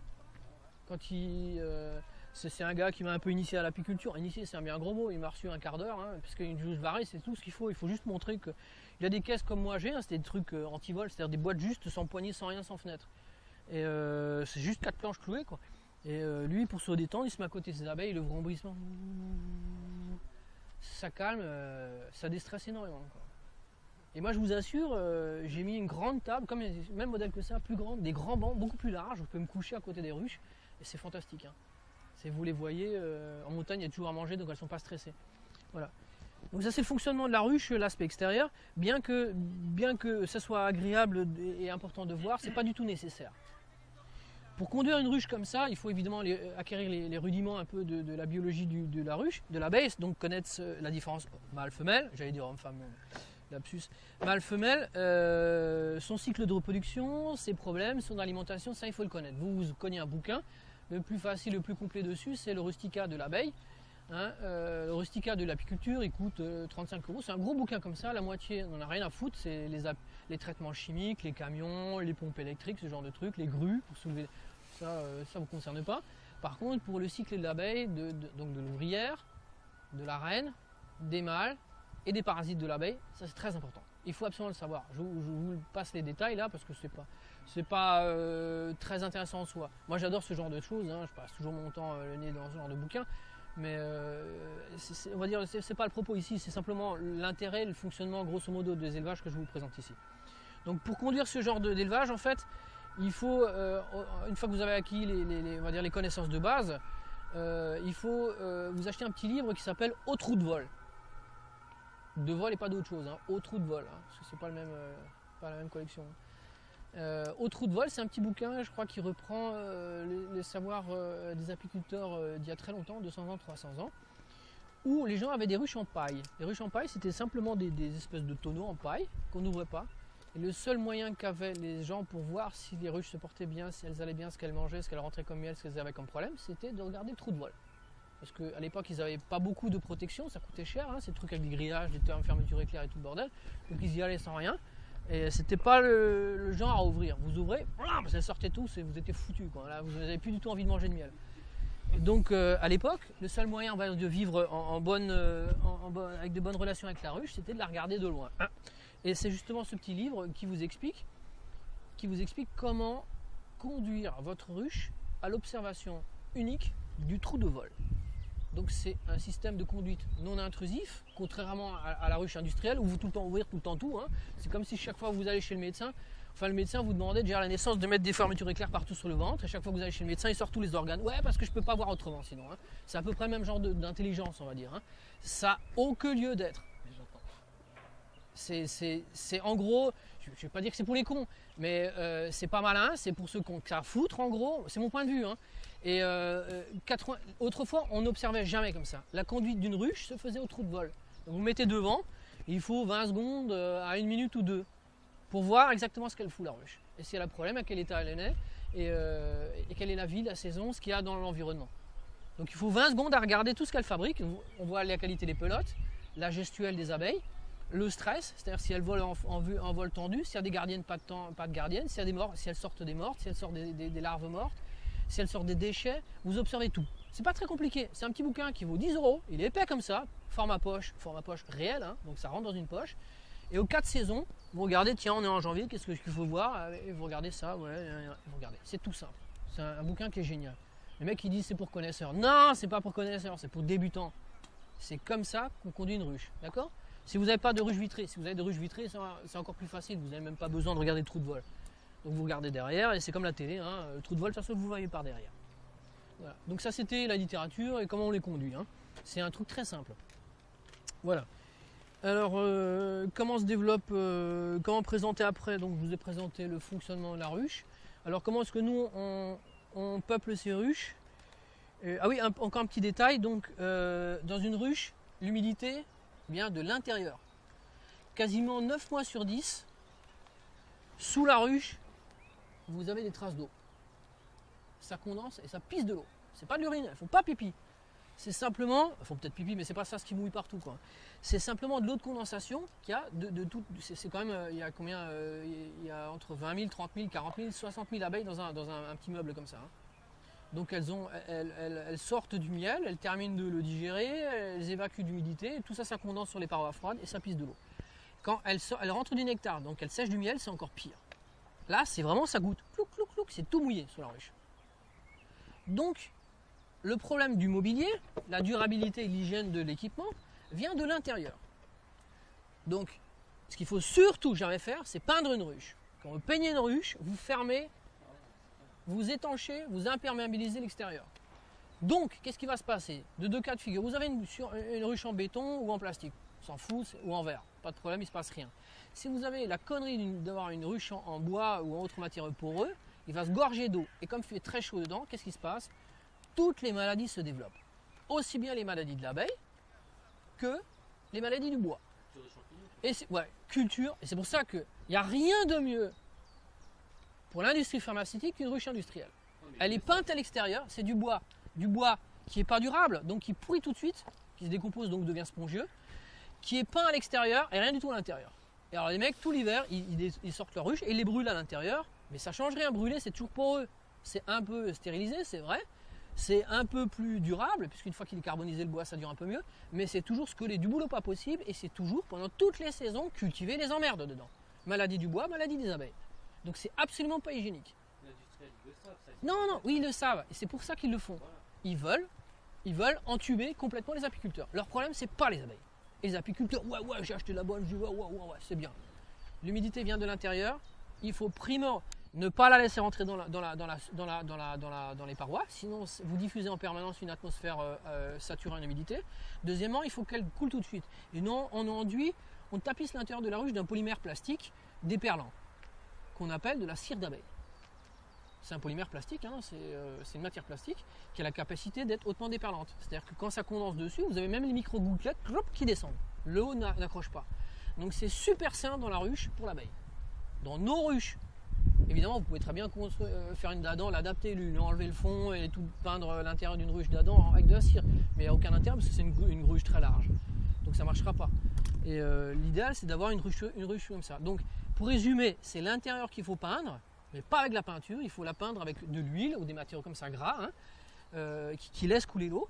Et en aucun cas, il faut laisser rentrer l'eau dans le bois comme on fait dans une ruche traditionnelle, qui est en fait une ruche industrielle. Ça, c'est une ruche traditionnelle. Et l'extérieur, il faut le laisser sec. Il faut que le bois sèche. Dès que le soleil tape dessus, il faut que ça sèche et que ça ventile le bois. D'accord? Donc on ne peint pas les ruches. Vous pouvez comme les peindre. Je vous donne des peintures qu'on fait avec de la terre, hein, huile, terre, farine et oxyde de pigment. Et donc vous pouvez avoir une peinture, c'est des peintures traditionnelles des maisons canadiennes et des maisons scandinaves. En Scandinavie, toutes leurs maisons sont peintes avec une peinture à la terre. Ça tient beaucoup plus longtemps qu'une peinture plastique et ça respire à fond puisque c'est de la terre qu'on met dessus. Mais en dehors de ça, donc si vous voulez faire des dessins, des couleurs, il y a une possibilité. Mais ça, en apiculture, on ne soigne pas trop les ruches. Les ruches, c'est un bidule qu'on abandonne dans la forêt et une fois par an, on va chercher le miel. Donc on ne travaille pas trop ça. Et donc laissez les choses comme ça. Et c'est pour ça qu'on les laisse brutes. Ah oui, encore autre petit détail, le bois qui est brut de Syrie comme ça, c'est un bois qui a été usiné par arrachage, pas par tranchage. Le tranchage fait une surface fine, donc comme le rabot, mais coupe beaucoup plus, interrompt un nombre beaucoup plus important de fibres du bois. Donc une ruche ou un mobilier extérieur ou une maison qui est rabotée va durer 2 fois moins longtemps qu'un bois brut de Syrie comme ça. Ça, c'est pas parce qu'on n'a pas d'argent qu'on l'a rendu rêche et rugueuse comme ça. C'est parce que c'est brut de Syrie. Le processus se fait par arrachage, semi-arrachage, et vous avez beaucoup moins de fibres de bois interrompues. Donc le bois dure beaucoup plus longtemps quand il est comme ça. C'est là qu'on voit la différence entre l'objet pour gogo, que ce soit une maison ou une ruche, ou l'objet pour professionnel.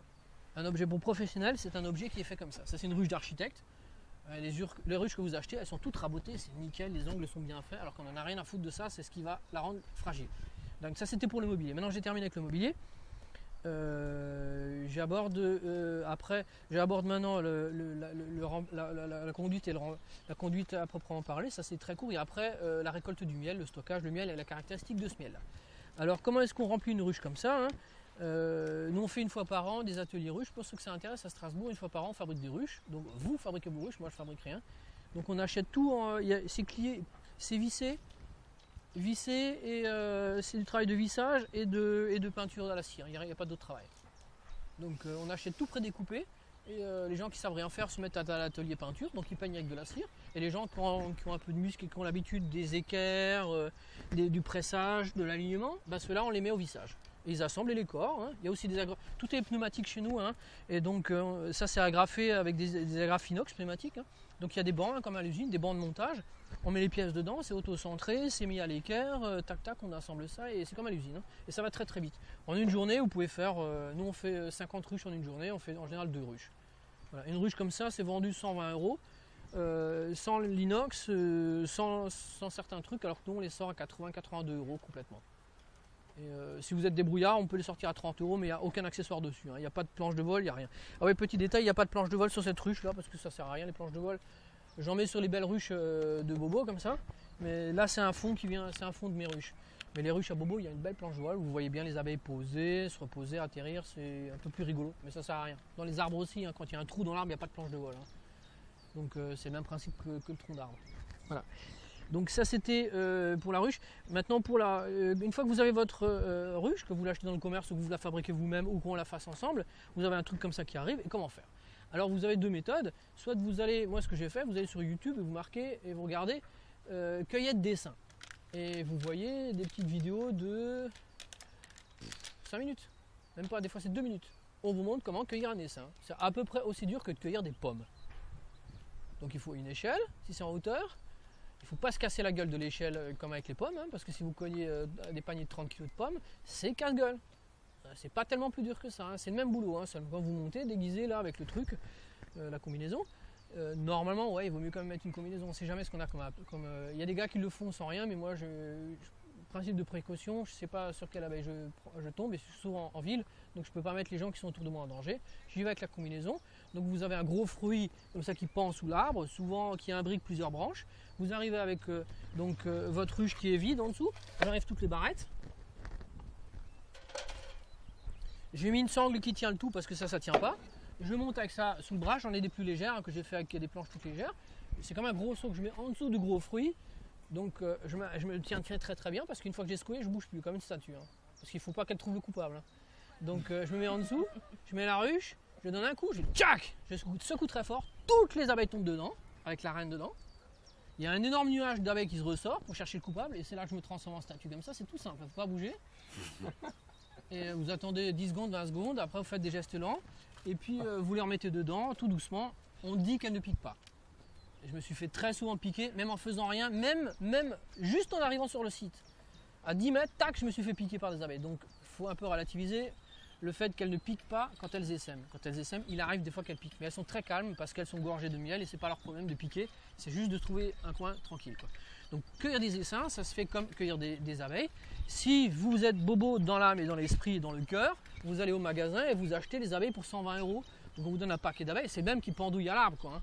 Mais vous l'avez acheté, quoi, hein. Donc il vient d'un élevage, donc en général la reine est dégénérée, nourrie avec du sucre. C'est une reine merdique parce qu'ils privilégient les reines qui essaiment, donc il faut beaucoup d'essaims. Les gars, ils vendent des essaims. Hein, nous on dit toujours, il ne faut jamais prendre des reines qui essaiment, qui fabriquent des essaims, des essaims, quoi, hein. C'est comme si vous vous mariez à une femme qui fait 60 enfants, quoi. Faut juste le savoir avant de se marier, quoi. Une fois que vous vous êtes marié, c'est trop tard, quoi, hein. Si vous voulez respecter votre femme, quoi, hein. C'est comme ça, c'est tout, quoi. Donc les reines qui essaiment, c'est des reines qui font beaucoup d'essaims. Ça c'est bien pour l'industrie. Donc ils vendent des essaims. Et vous achetez ça comme un con, et au lieu de faire du miel, elle va faire des essaims, quoi.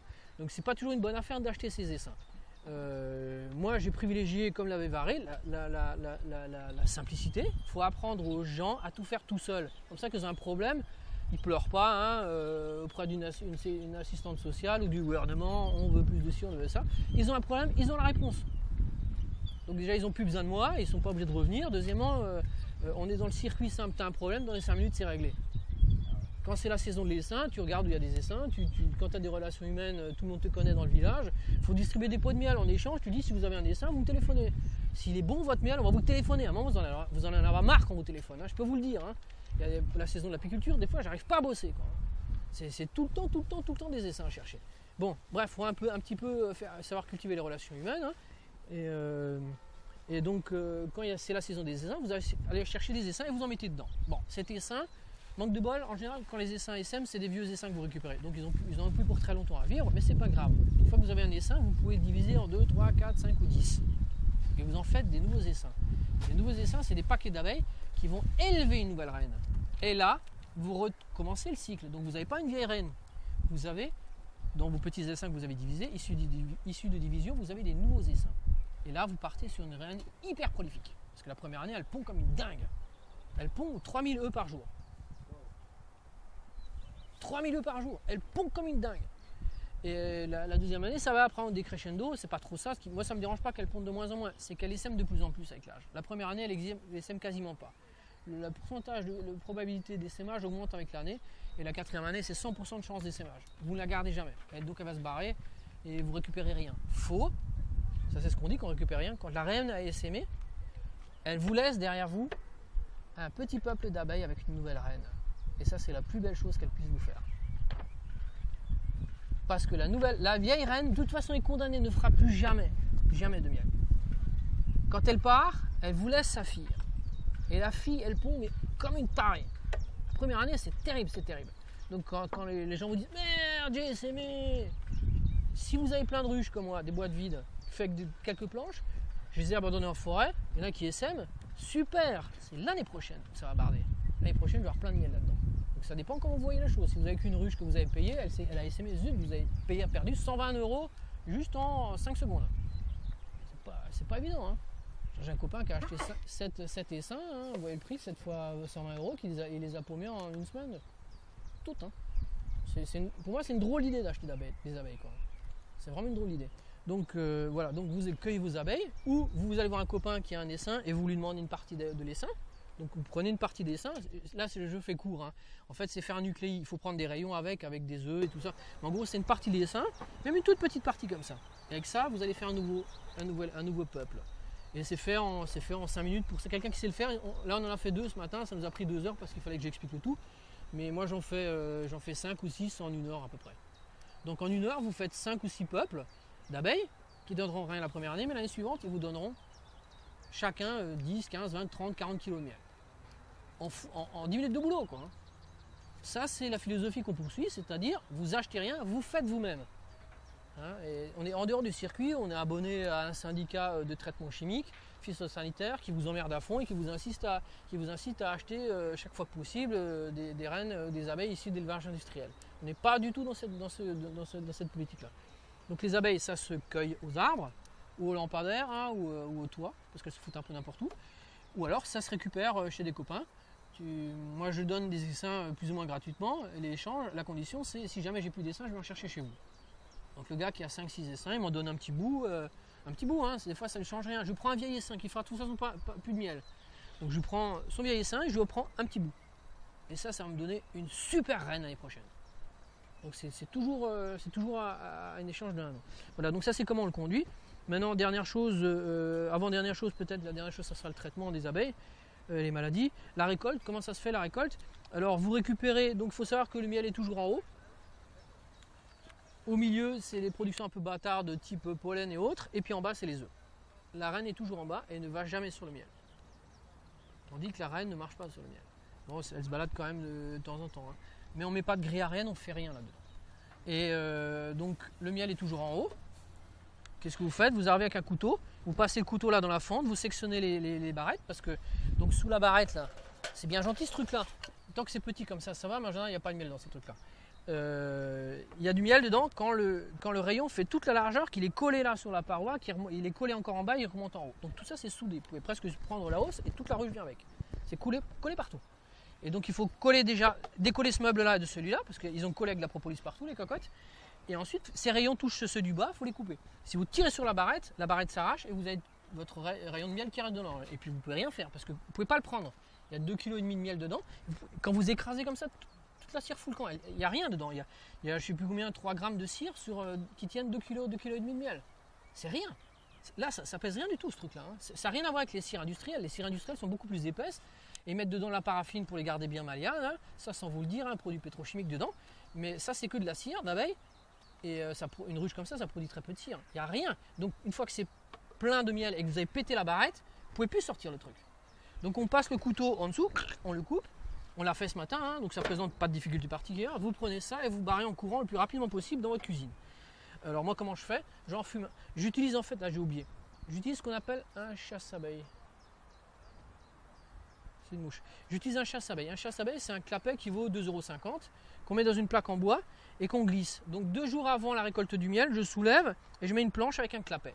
Ça permet aux abeilles qui foutent rien dans le miel, c'est des glandeuses qui vont là-dedans, parce que le miel il fait rien là, il est operculé et c'est fini, hein.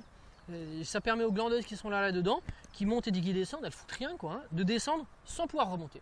Au bout de 2 jours, il n'y a quasiment plus d'abeilles dedans.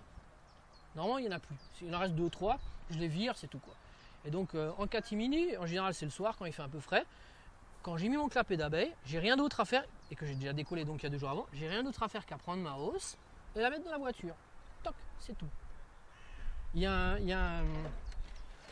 appris dernièrement parce qu'il y a un ami qui cherchait à me joindre et puis il est tombé par ailleurs sur le président du syndicat des apiculteurs de Strasbourg qui raconte, apparemment à qui veut l'entendre, que les varés, pour récolter leur miel, sont obligés de tuer leurs abeilles. Ça montre à peu près le niveau des gens à Strasbourg, hein, des apiculteurs et surtout de l'apiculture industrielle, quoi. Mais quand je vais récolter le miel, déjà j'ai pas tué une seule abeille pour mettre le chasse-abeille, ça me coûte 2,50 €, et j'y vais sans enfumoir, hein. Et deuxièmement, je prends ma hausse, et il n'y a plus d'abeilles dedans, je les mets dans ma voiture, il n'y a pas d'abeilles dans la hausse ni dans la voiture, il n'y a rien du tout. C'est une opération pas dangereuse, inoffensive, que ce soit pour les abeilles ou les ruches, quoi. Je ne comprends pas, le gars il doit pas du tout être au courant comment est-ce que ça se fait, quoi. Mais bon, ça le dérange pas, je pense que son problème c'est de raconter des saloperies sur les autres. Et voilà, donc pour récolter le miel, pas de difficulté particulière, vous prenez simplement l'étage qui est lourd. Quand c'est léger et que c'est plein de larves d'abeilles. Vous le voyez, vous ne pouvez pas vous tromper. Et petit détail, quand vous avez mis le chasse-abeille et qu'il reste des abeilles dedans, c'est que vous avez des larves. Parce que les nourricières n'abandonnent jamais les larves. Hein, donc c'est ce qui fait dire que quand il y a des abeilles dedans, vous ne prenez pas la hausse. C'est-à-dire qu'en fait, il y a la moitié pleine de larves, où il y a encore 10 ou 20% de larves dedans. Déjà, vous ne pouvez pas l'extraire. Hein, ça veut dire écraser de la bouillie de larves, mettez ça pas dans le miel, même si vous voulez le découper pour les foutre à la poubelle. D'abord, le couvain, c'est quelque chose de très précieux. C'est la progéniture, c'est l'avenir de votre essaim, donc vous ne les égouillez pas comme ça pour rien. Deuxièmement, ça se fait pas parce que quand un rayon n'est pas entier de miel, c'est qu'elles n'ont pas assez de réserve pour survivre. Donc de toute façon, même si vous le voulez, c'est mauvais pour votre essaim, vous allez condamner votre essaim. Donc en varée, on n'a jamais d'abeilles ou de larves dans le miel. Parce qu'on prend en laissant tout.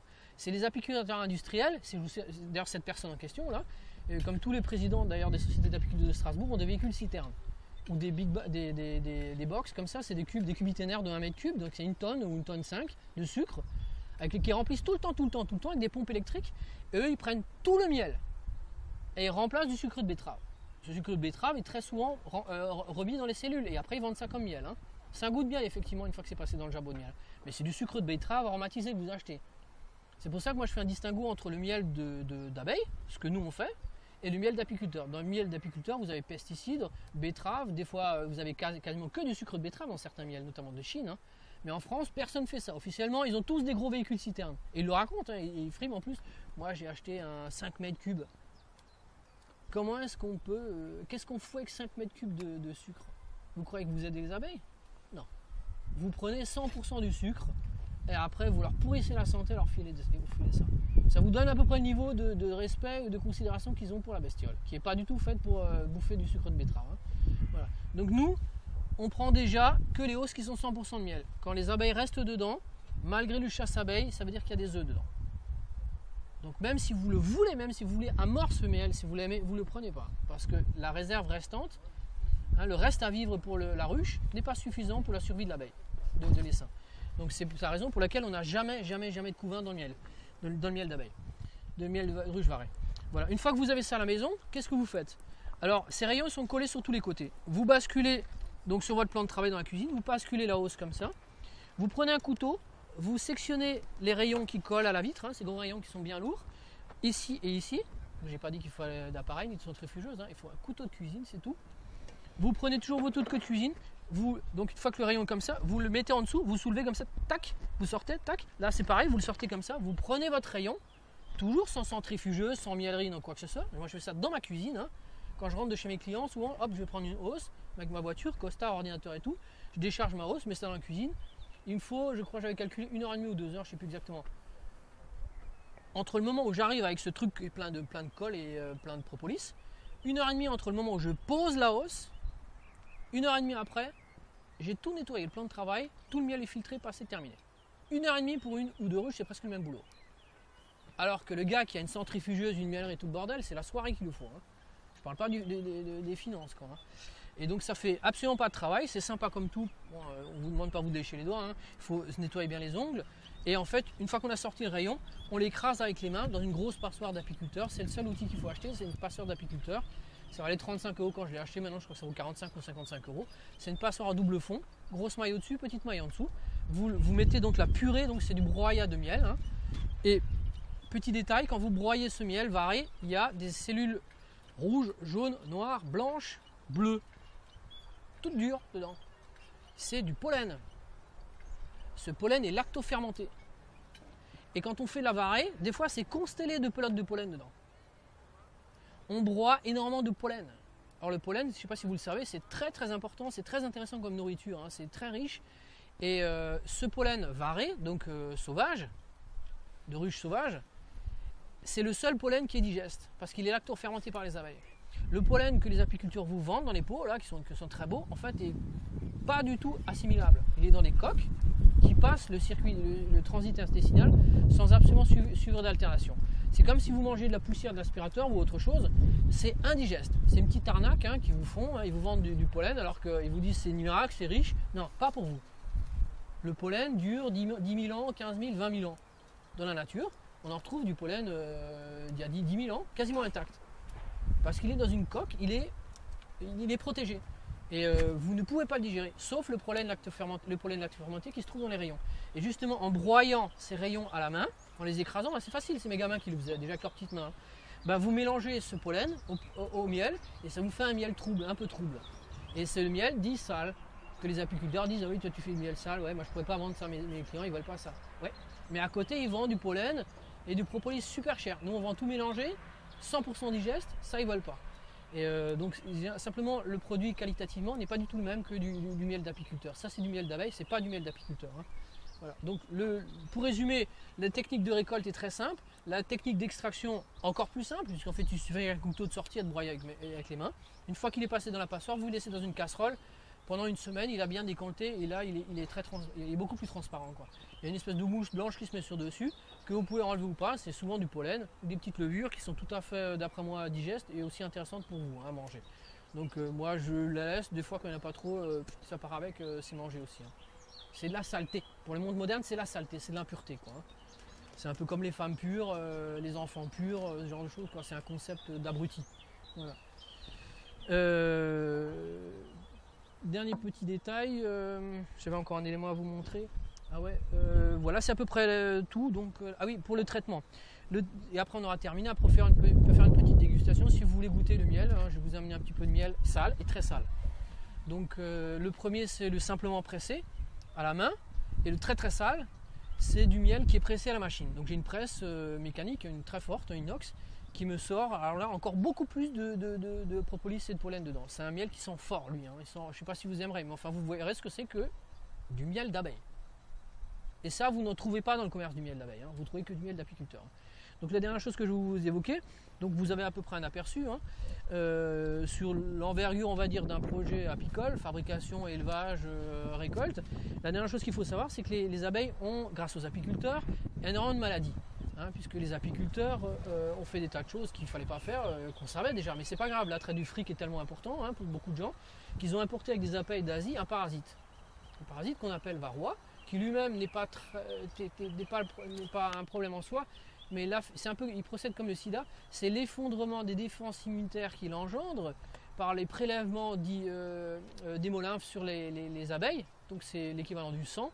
Donc ça les rend tellement fragiles les abeilles qu'elles se chopent toutes les maladies. Donc c'est exactement comme le sida. Elles ne meurent pas du sida, hein, les abeilles, elles meurent de toutes les saloperies à force de s'affaiblir.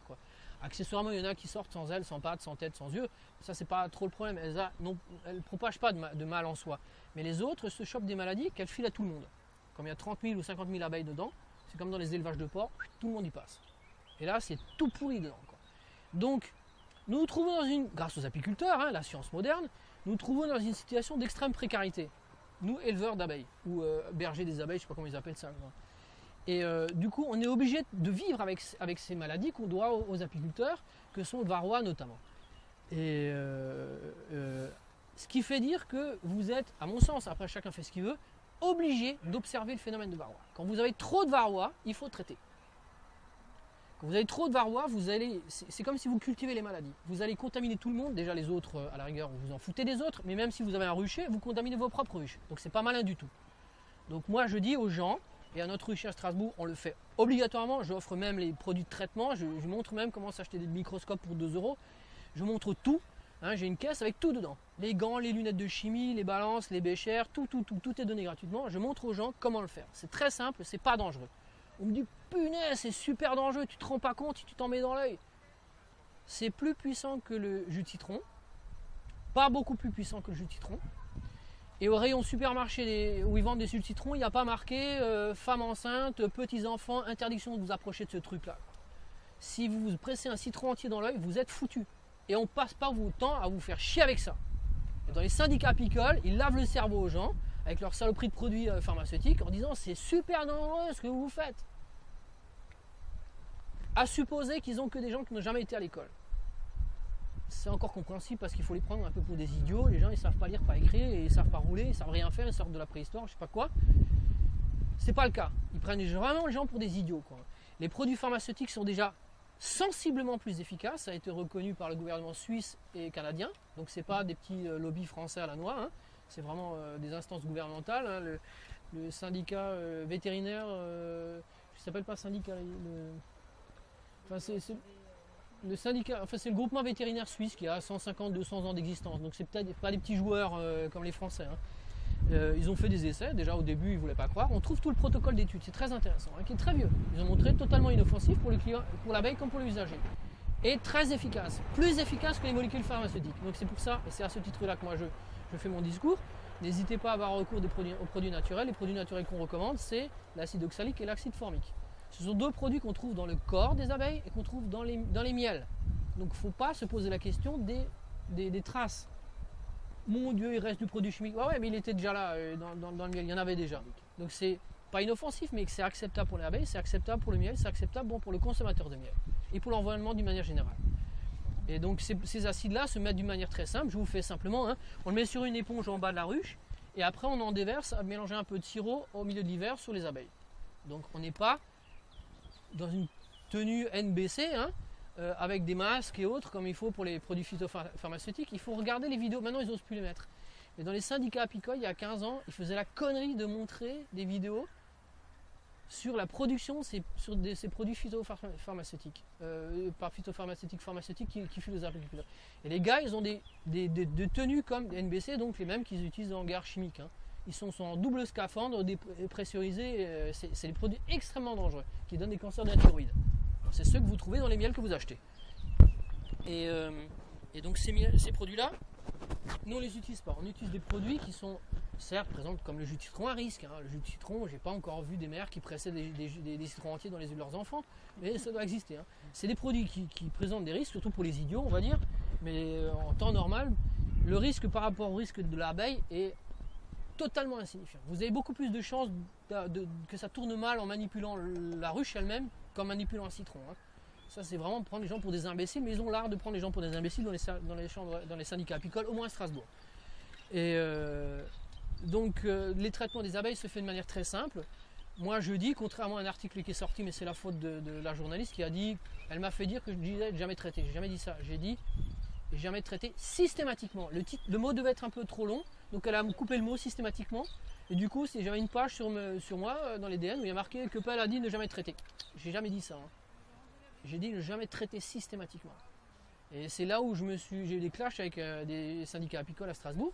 C'est que les mecs ils m'ont traité de fou parce que je ne traitais pas systématiquement. Or, n'importe quelle mère, n'importe quel infirmier, n'importe quel médecin, n'importe quel pharmacien sait qu'un médicament, il ne faut jamais le prendre systématiquement.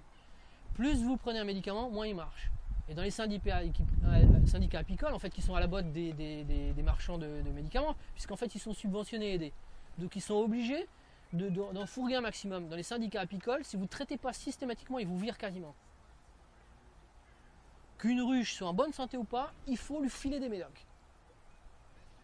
C'est vraiment la préhistoire. C'est des gens qui n'ont aucune connaissance médicale.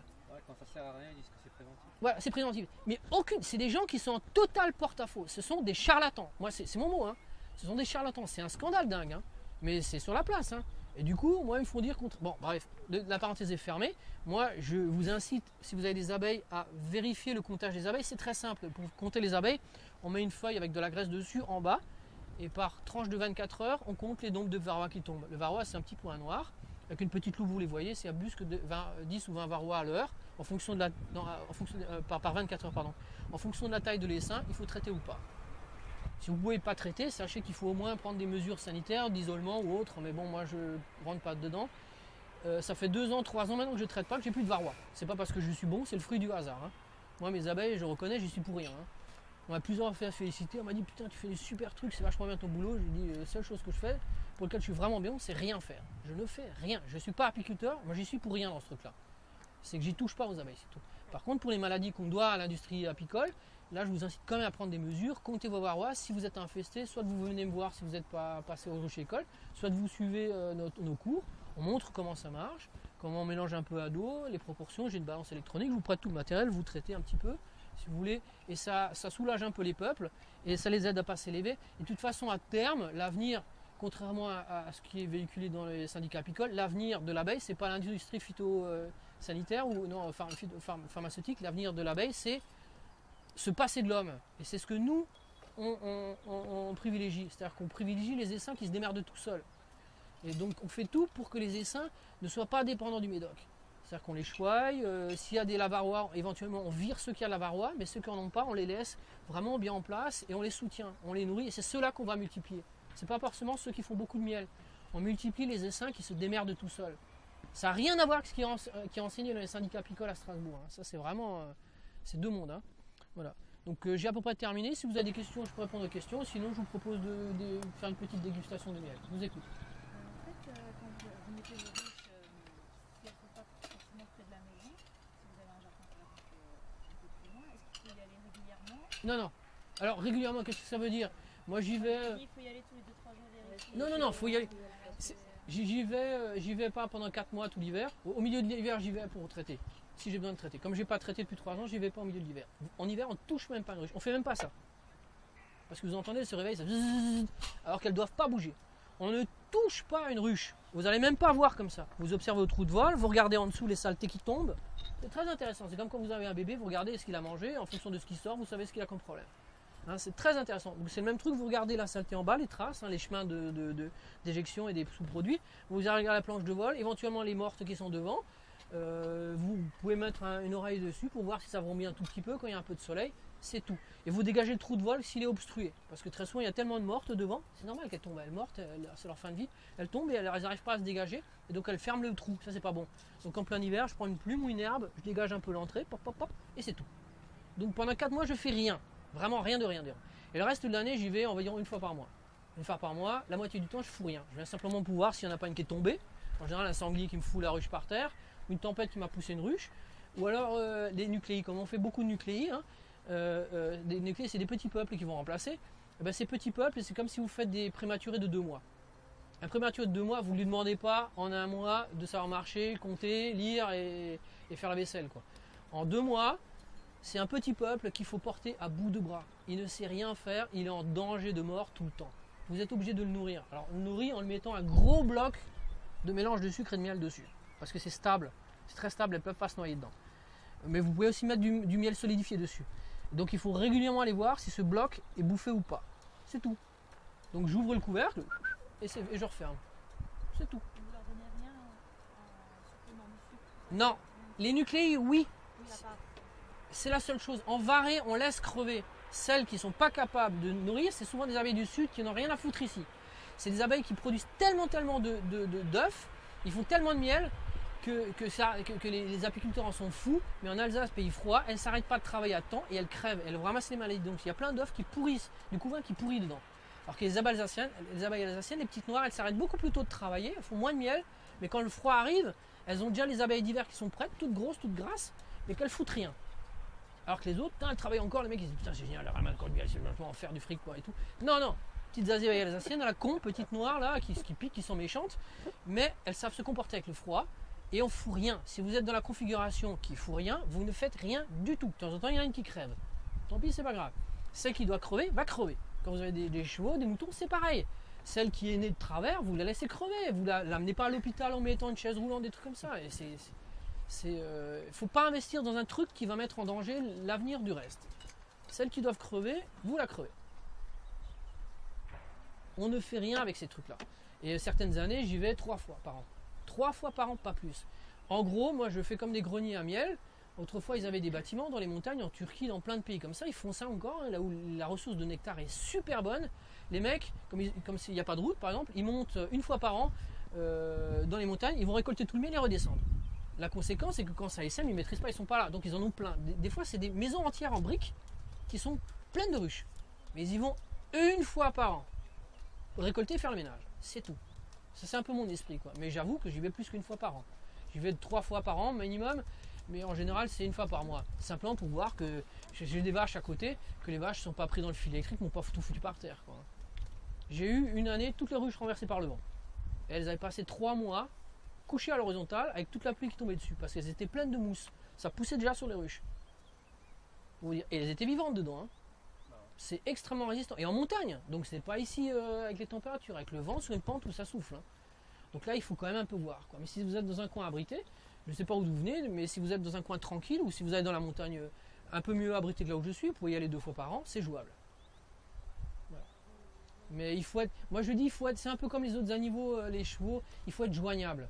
Si vous êtes dans un autre pays, moi j'ai un copain qui voulait absolument, un Alsacien, en fait c'est pas un Alsacien, c'était un Bulgare. Enfin, il voulait des ruches en Bulgarie. Je lui ai dit, arrête tes conneries, s'il y a un problème, tu n'iras jamais en Bulgarie, merde, putain.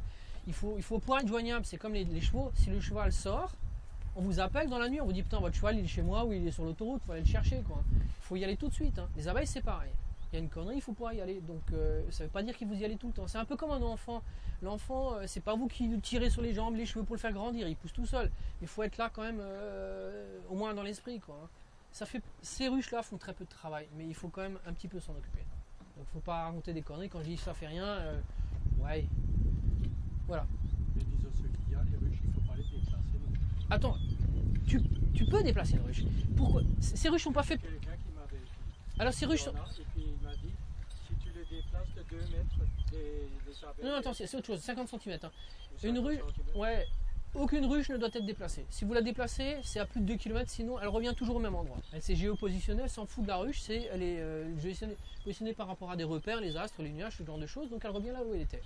Et donc de 50 cm, j'ai fait plusieurs fois, j'ai fait le test, j'ai pris une ruche, à 50 cm vous la déplacez, toutes les butineuses ramènent, tac, elles vont là où il y avait la ruche, Elles comprennent pas, elles font bzzz, elles se posent, elles se disent putain, il y a un truc qui merde, elles refont marche arrière, bzzz, elles reviennent bzzz, pendant 1 heure.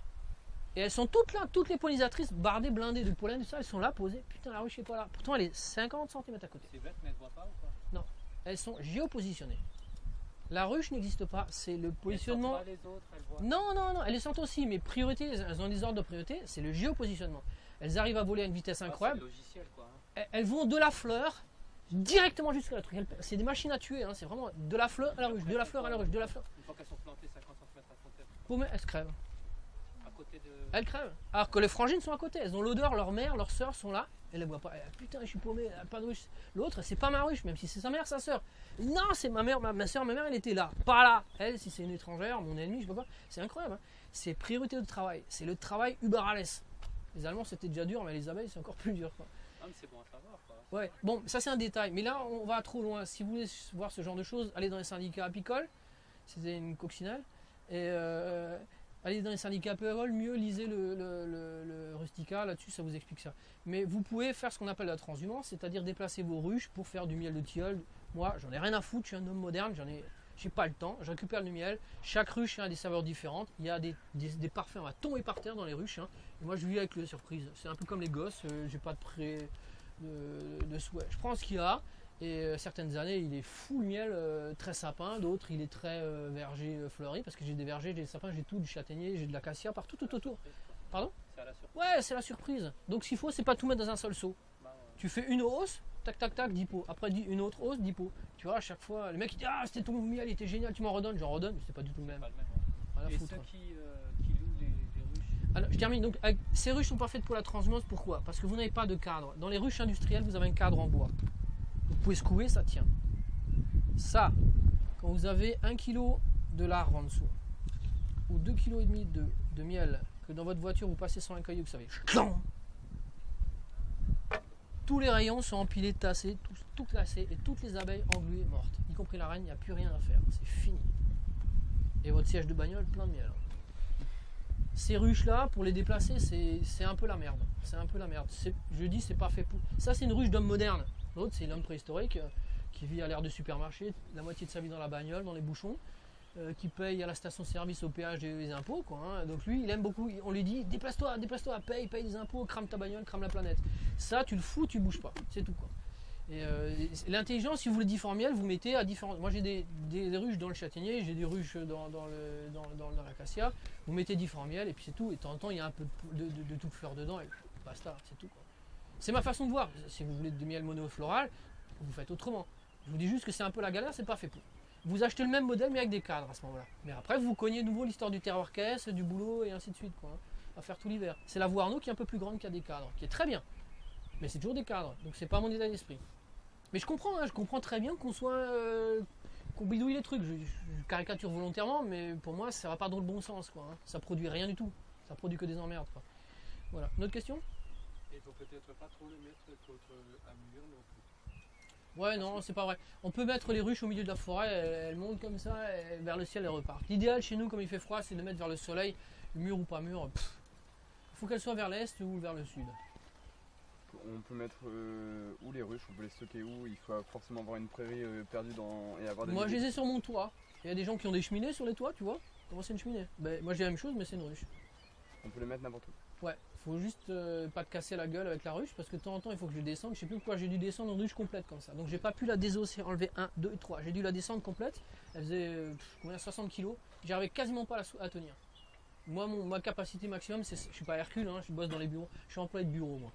Donc le travail physique c'est pas mon fort. Donc 50 kg pour moi c'est le max. Et je tenais à peine debout. Donc elle devait faire 50 ou 60 kg. 50 ou 60 kg sur un toit en tuile comme ça. Tu le fais une fois. Si tu es vivant, tu le fais plus jamais. Plus jamais. C'est super casse-gueule. Mais j'ai des passerelles hein, dessus, donc c'est pas, je marche pas sur les tuiles.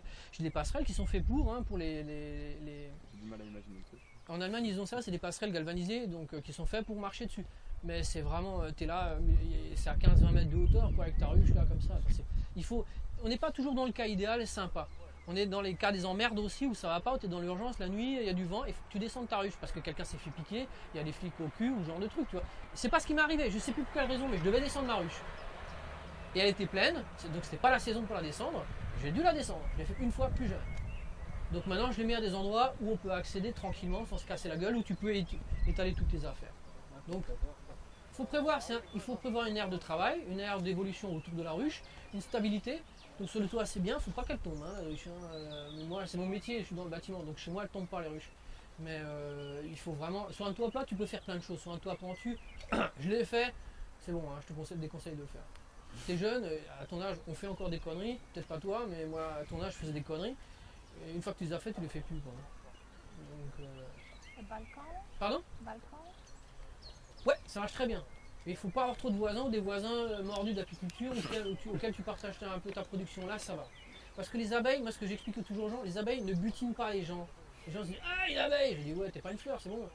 Les abeilles ne s'intéressent pas aux gens. Ils s'intéressent que aux fleurs, accessoirement un peu à l'eau. Aux coupelles de peau de fleurs, ce genre de truc. Et si on est calme, donc troisième âge et plus de 50 ans, ça va. Les ados qui ont des hormones, à écouter la musique de dingue, à s'exciter, là c'est un peu différent, les abeilles ça les énerve, elles piquent. Mais quelqu'un de normal ne présente aucun intérêt ni aucun risque pour l'abeille. Donc c'est la même valeur qu'un caillou ou qu'un bout de bois. Les gens j'aime bien leur dire vous êtes comme un bout de bois là, vous arrêtez votre film, l'abeille passe, son chemin, elle vous voit pas. Tac tac. Alors, quand c'est les nanas, ils disent ouais, quoi, elle me voit pas, mais si. Les abeilles s'intéressent pas, on n'est pas dans le même monde, il n'y a pas de concurrence. La guêpe, oui. Elle s'intéresse à ce que vous avez sur la bouche, à votre sueur, à plein de choses, à même votre viande à la rigueur, hein, votre peau. L'abeille, non. Donc il n'y a pas de concurrence. Suivant la situation où vous êtes, c'est jouable. Mais je ne vous dis pas de le faire. Il faut voir d'où vient le vent, il faut voir les voisins. Moi je dis tout est possible. La législation ne m'intéresse pas du tout. Il faut le faire intelligemment. Mais si vous ne le faites pas intelligemment, vous êtes confronté au problème de la législation. Donc ou vous ne savez pas le faire, vous ne le faites pas. Ou vous savez le faire, il faut prendre des mesures. Moi j'ai toujours fait ce genre de choses. Hein. Je ne dis pas aux gens de faire n'importe quoi, je dis aux gens, il faut réfléchir. Faut réfléchir et voir. Moi je suis toujours allé voir mes voisins, ils me connaissaient, ils savaient ce que je faisais, je suis allé les voir, ils ont toujours vu que c'était des ruches. Il y avait une bonne distance aussi d'10 mètres, donc c'était jouable. Il n'y avait quasiment pas de chance que ça se piquer. Et j'en ai toujours eu, hein, 5-6 ruches sur mon toit. Et voilà. Autre question? Ou un jardin où il y a des gamins, des couples circulent quand même, c'est jouable, faites pas gaffe. Non, non, ça dépend de l'âge des gamins. Si c'est des gamins comme il y a là derrière, qui ont 20-25 ans, ça va. 10 ans, c'est encore jouable. Bon, déjà, 15-17% est allergique aux abeilles. Statistiquement, actuellement. Je ne fais pas de commentaires, c'est bien ou pas bien, s'ils les méritaient ou pas, des gens, je m'en fous.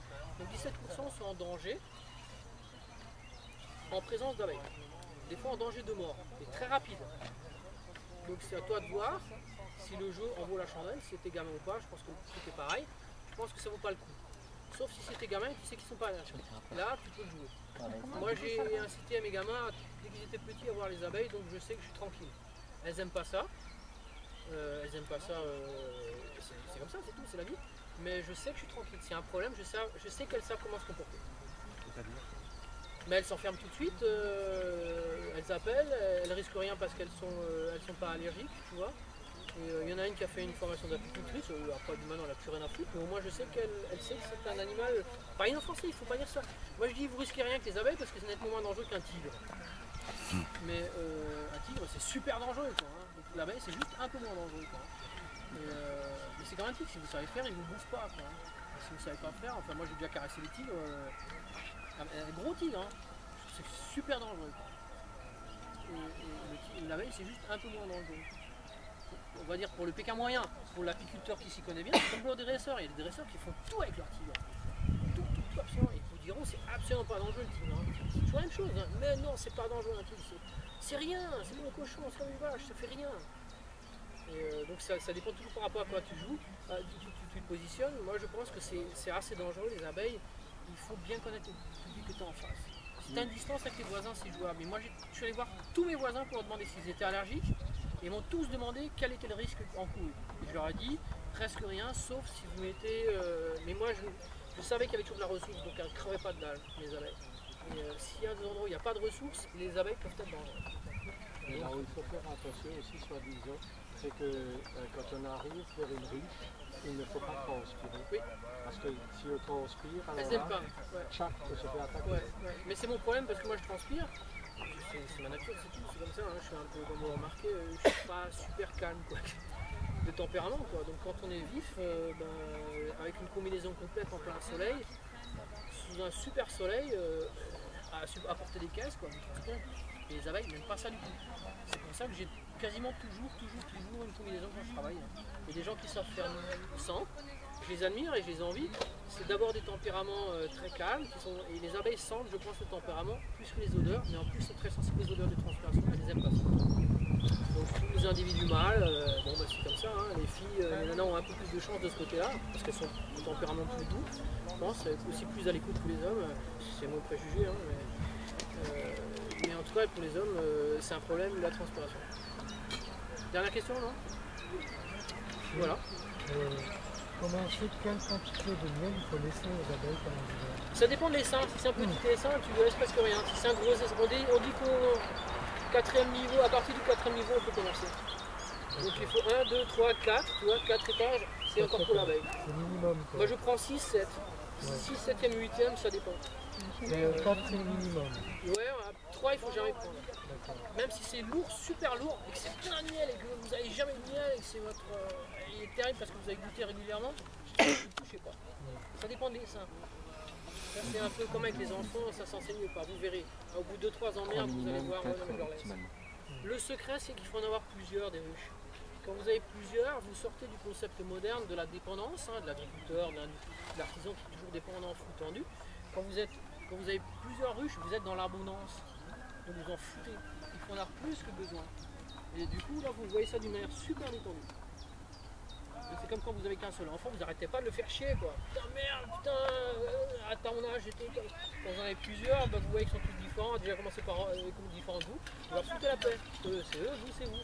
Donc vous, là, c'est pareil, c'est le même processus. Vous vous identifiez à la ruche. Et vous l'emmerdez, la ruche, quand vous avez une ruche, quoi. Quand vous en avez plusieurs, déjà, ils prennent le dessus. Quand vous êtes emmerdant, c'est elle qui vous... Et puis deuxièmement, non, je rigole. Mais quand vous en avez plusieurs, vous déstressez parce que vous voyez que vous avez toujours une qui marche bien et que vous êtes pour rien. Parce que souvent les mêmes sont appliqués à toutes, donc quand il y en a une qui est excellente et une qui fait rien, selon critères quoi, et ben vous l'acceptez, vous savez très bien que vous ne pouvez rien faire de plus. Mais quand vous n'avez qu'une seule, vous vous mettez toujours en question, merde putain je l'ai acheté 120 €, il m'a dit que c'était une bonne, il m'a dit que j'aurais du miel, pourquoi j'ai pas de miel? Donc comme vous ne savez rien faire, c'est vous qui vous remettez en question, d'où vous bouffez-vous, et c'est la merde, il faut en avoir plusieurs. C'est comme les enfants, avoir un enfant je pense que c'est un plan super difficile. C'est comparable au végétal en fait. On met plus de salade que ce qu'on mange. Mais la permaculture c'est ça. Il y a des trucs qu'on laisse. On est dans un système d'abondance. C'est la même, c'est pareil quoi. Voilà. Et c'est pour ça que l'industrie marche bien, parce qu'elle met les gens dans le stress et dans la dépendance. Donc les gens sont toujours emmerdés. Toujours emmerdés. Vous le mettez dans l'abondance, vous n'êtes jamais emmerdé. Vous vous en foutez. Tout à l'heure, lorsque tu disais, regardez pas le trou de bol pour pas avoir besoin de toucher au truc. Ouais. Moi, ça me faisait penser, c'est comme quand on observe une plante, on regarde la partie aérienne. On n'est pas là tout le temps Ouais, à regarder les Tu racines. n'es pas obligé de la déterrer tout le temps. Voilà. Par Tu contre, déterres pas toujours tes on arbres. sait si en bas ça va ou ça va pas. Ouais, tu vois, il faut savoir lire le feuillage. Voilà. Et c'est le même truc. Hein. C'est un truc qui a plus de 100 ans, 200 ans d'expérience. l'observation. Le trou de vol, voilà. C'est une autre, moi c'est ma voie, non invasive, non destructif. Hein. Je vois pas pourquoi je les emmerderais les ruches quoi. Hein. Surtout à les enfumer, à faire chier, à faire brûler le truc. Là. J'arrive les mains dans les poches, je suis souvent en costard avec mon client en téléphone. Je regarde, je prends du bon temps, au bout d'un quart d'heure je repars, terminé.